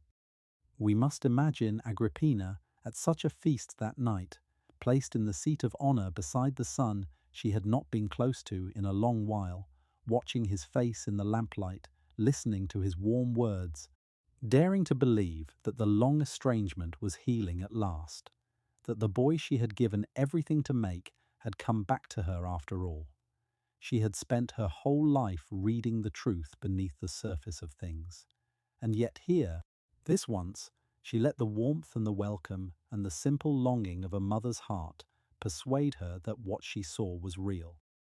When at length the banquet ended, and he walked her down to the water in the small hours, embracing her again and again at the shore as if he could not bear to see her go, she went aboard the waiting boat, believing herself loved and reconciled. It was the most human mistake of her long and guarded life, and it would be her last. And out in the dark water below the lamplit terraces, gently rocking at its mooring, waited a fine and handsome boat made ready for her that was not at all what it seemed to be. We will move through what happened on the water gently, and we will not dwell on the hard part, for this is an evening for rest, and the woman at the centre of it deserves to be remembered for far more than the manner of her ending. But the truth should be told plainly, as it always should, and then we will move past it into the quiet. The loving banquet ended late, and the young emperor walked his mother down to the shore with every show of tenderness, embracing her warmly at the water's edge, kissing her, lingering over the parting as though he could not bear to let her go. He had arranged, he said, this fine boat to carry her home along the coast in comfort, sparing her the dusty road.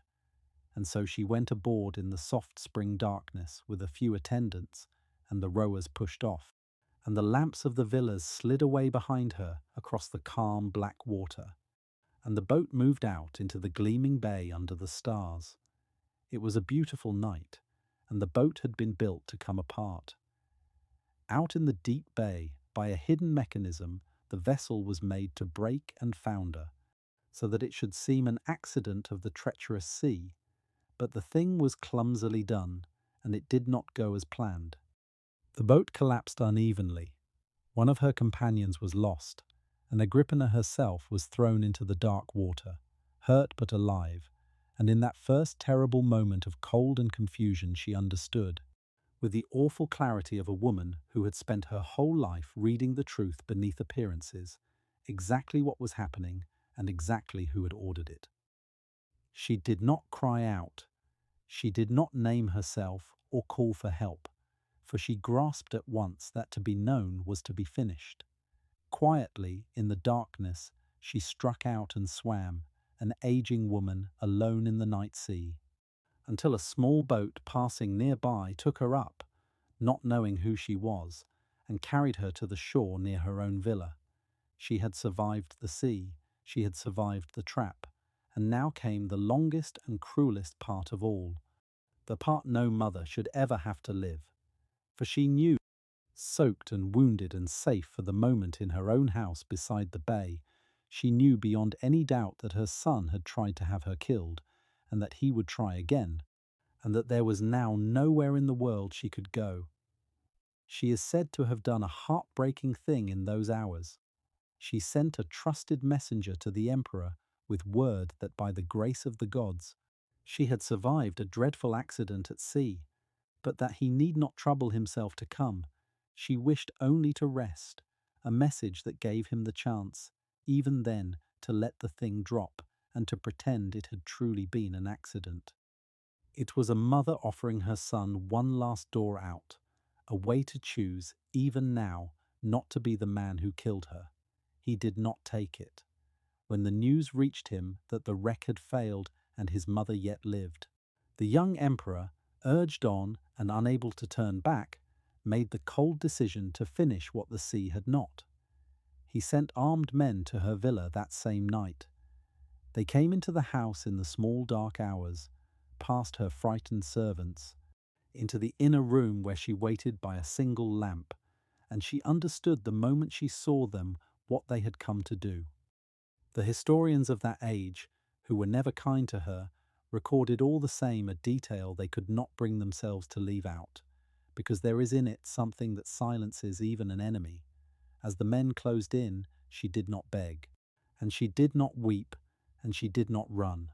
She faced them and bared herself to the blow, and bid them strike at her body, at the womb that had carried and borne the Emperor Roman. And then it was done, swiftly, in that lamplit room by the bay, and the long, extraordinary life that had begun on a frozen northern river and climbed to the very summit of the world came to its end on a soft southern shore. On the order of the sun, she had given everything to make. She was somewhere near her 44th year. Out beyond the villa, the bay lay calm and dark and beautiful, indifferent as the sea always is, and the lamps of the great houses burned on along the shore as though nothing at all had changed.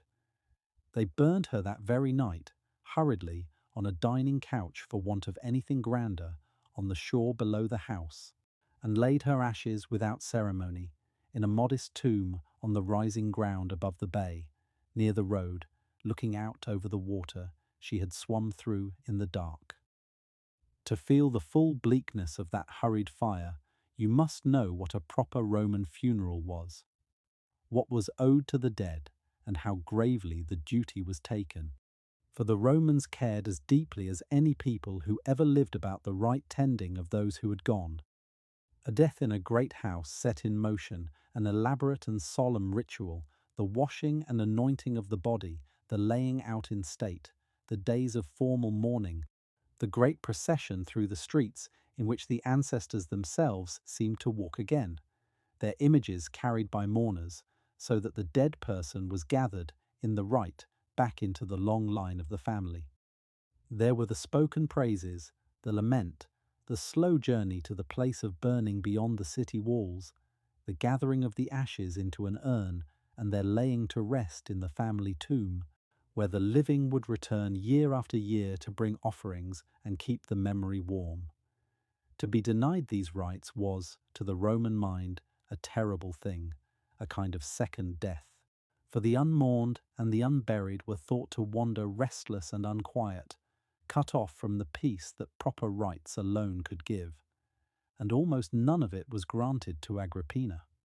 There was no lying in state, no procession, no carrying of the ancestors, no gathering of the family, no slow and dignified farewell. There was only a hurried fire in the dark on the shore, kindled on a couch, because nothing better had been made ready, and a hasty interment in a modest tomb by the road, done quickly and quietly before the world should wake and ask too many questions. The granddaughter of the deified Augustus, the Empress of Rome, the daughter of the most mourned man in the history of the city, went into the earth with less ceremony than would have attended a respectable freedman, buried almost in secret by frightened hands, with no one daring to give her the rites that the meanest Roman expected as a matter of course. It was a final cruelty laid upon all the others, and it would not be forgotten.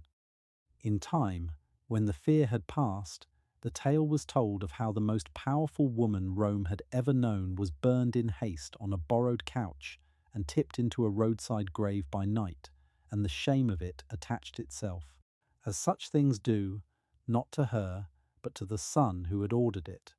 There was no great procession, no urn carried the length of the empire by a grieving multitude, none of the splendor of mourning that had attended the death of her father all those years before. The most powerful woman Rome had ever known went into the ground almost in secret, in the half-light before dawn, mourned openly by no one for fear of the emperor. What followed in the wider world was stranger still, and in its way more chilling than the deed itself.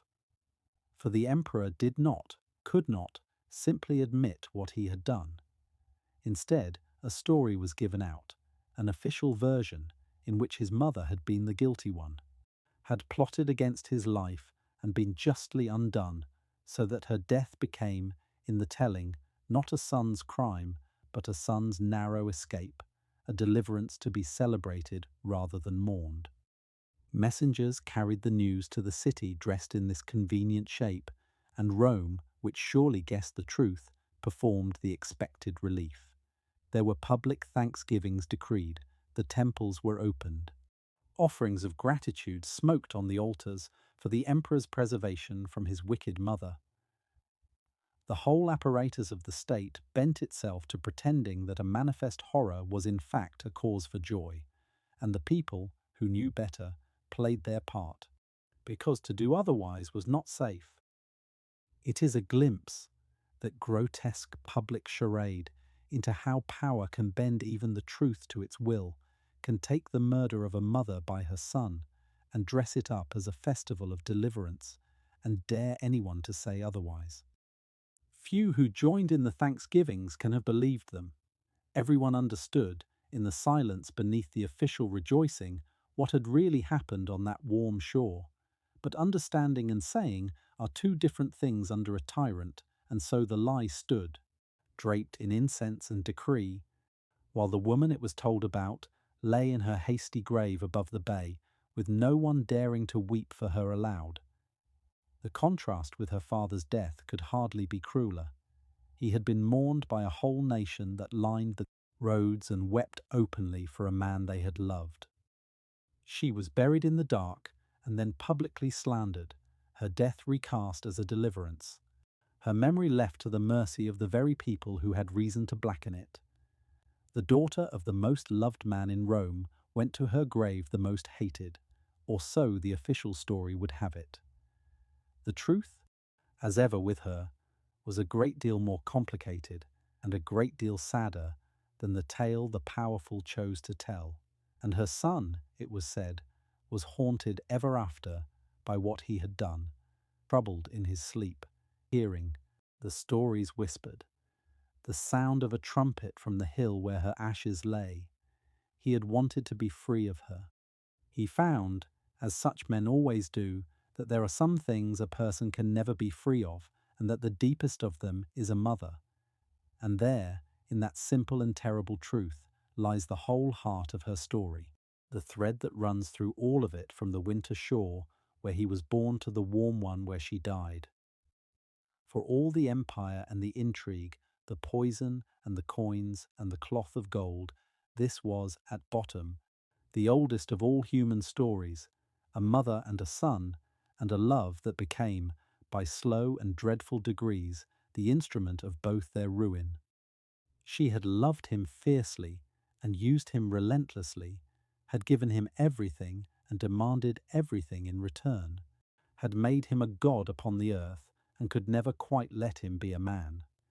He had needed her and resented her and feared her and in the end destroyed her, and then found, as the guilty always find, that the destroying did not free him but bound him to her forever, that the mother who is killed is never truly gone, that she lives on in the silence and the sleepless nights and the trumpet heard from an empty hill.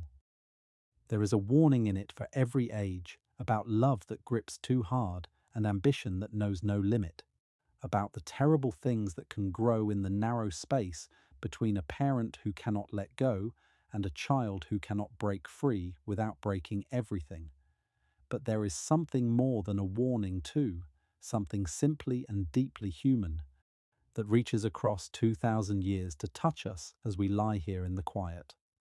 For strip away the purple and the empire, and what remains is a woman who wanted, more than anything in the world, to see her child rise, and who poured her whole self into that single wish until it consumed them both. We may judge her, and there is much to judge, but we can hardly fail also to understand her, for the love beneath the ruin is one we know. The most ordinary there is, the bond of a mother for her son, carried to a height and a darkness that only her extraordinary world could have made possible. So let her rest now on that quiet hill above the bay, with the sea breathing below her in the dark, and let us, before we ourselves drift down into sleep, lift our eyes from the manner of her death to the whole shape of her life, which was so much larger than its ending. For here is a thing about Agrippina that is almost always forgotten, and it is, to my mind, the most remarkable detail of all. In an age when the lives of women were written, if they were written at all, entirely by men who feared and disliked them, Agrippina did something almost no woman of the ancient world ever did. She wrote her own story. With her own hand, in her own words, she set down the memoirs of her life and her family, the rise and fall of the house of Germanicus as she alone had seen it from the inside. And that book still existed 100 years later, when the greatest of the Roman historians took it down and read it and used it, naming her as his source. Think of that. Across all the centuries that had buried so many million voiceless lives, the voice of this one woman survived long enough to be quoted because she had refused to let men be the only ones to tell her tale. It is worth lingering on how extraordinary that truly is, for the women of the ancient world are, to us, almost entirely silent. We know them, when we know them at all, only through the words of men, glimpsed in the corners of histories written by and for and about the doings of men, their inner lives unrecorded, their own accounts of themselves never written or long since lost. Out of the countless millions of women who lived and loved and labored and died across the long centuries of Rome, we can count on our fingers the ones whose own words survive in any form at all. They built and ran households, raised the children, kept the faith of the family, and shaped events from behind the curtain far more than the records admit. And almost none of them left a single sentence in her own voice for us to find. The silence is vast, and it is heartbreaking, an entire half of humanity living and vanishing without a word. And into that great silence Agrippina spoke. She sat down, this woman at the summit of the world, and set out the story of her life and her family as she alone had seen it, the rise and fall of the house she came from, the things she had witnessed, and the things she had done, in her own words, on her own terms. We can only imagine what was in it, the private knowledge, the hidden motives, the truths, and the self-justifications, the family secrets no man could have known. And we can only mourn that it is gone, lost with so much else of antiquity, leaving us to know her almost entirely through the eyes of those who hated her. But the simple fact that she wrote it, that she refused to be only a character in someone else's history and insisted on being, however briefly, the author of her own, is to my mind one of the most quietly heroic things in her whole story. She would not be silenced, not even by the great silence that swallowed almost every woman of her age. She told her own tale, and though the telling is lost, the defiance of it survives, and it is worth remembering, and it is worth honouring on a quiet night 2,000 years later in the dark. Her own book is lost to us now, vanished with so much else of the ancient world, and we are left to know her mostly through the words of those who hated her, who painted her as a poisoner and a schemer and a monster of ambition, and there is darkness enough in her story, the gods know, that we need not pretend her a saint. But lie here a moment in the dark and consider what she truly was. She was a child born in a frozen army camp at the rim of the world, who watched her glorious family torn apart around her and learned, before she was grown, exactly how cruel power could be. She was a girl married off at 13, a young mother widowed and exiled to a rock in the sea, who lost everything and clawed it all back by sheer unbreakable will. She was a woman in a world that gave women no power at all, who reached out and seized real power anyway, who renamed the city of her own birth, who set her son upon the throne of the empire by the labour of 20 patient years, and who, at the very last, wrote down her own life so that she should not be forgotten. She failed, in the end, in the one thing that mattered most to her, for the son she had made destroyed her. But she was never small, and she was never weak, and she was never, ever, ordinary.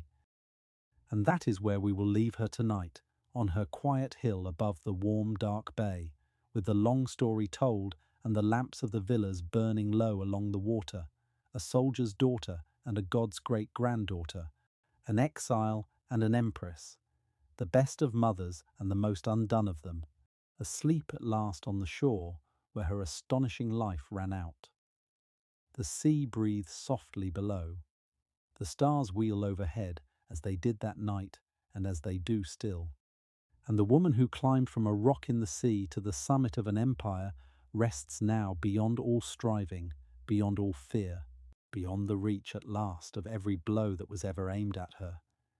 If these long evenings in the company of the vanished past are something you would like to find your way back to, you are always welcome to subscribe and to stay, so that on another quiet night, this voice will be easy to find once more. It has been a real comfort to me, sharing these few hours with you, traveling so far together into a world so old.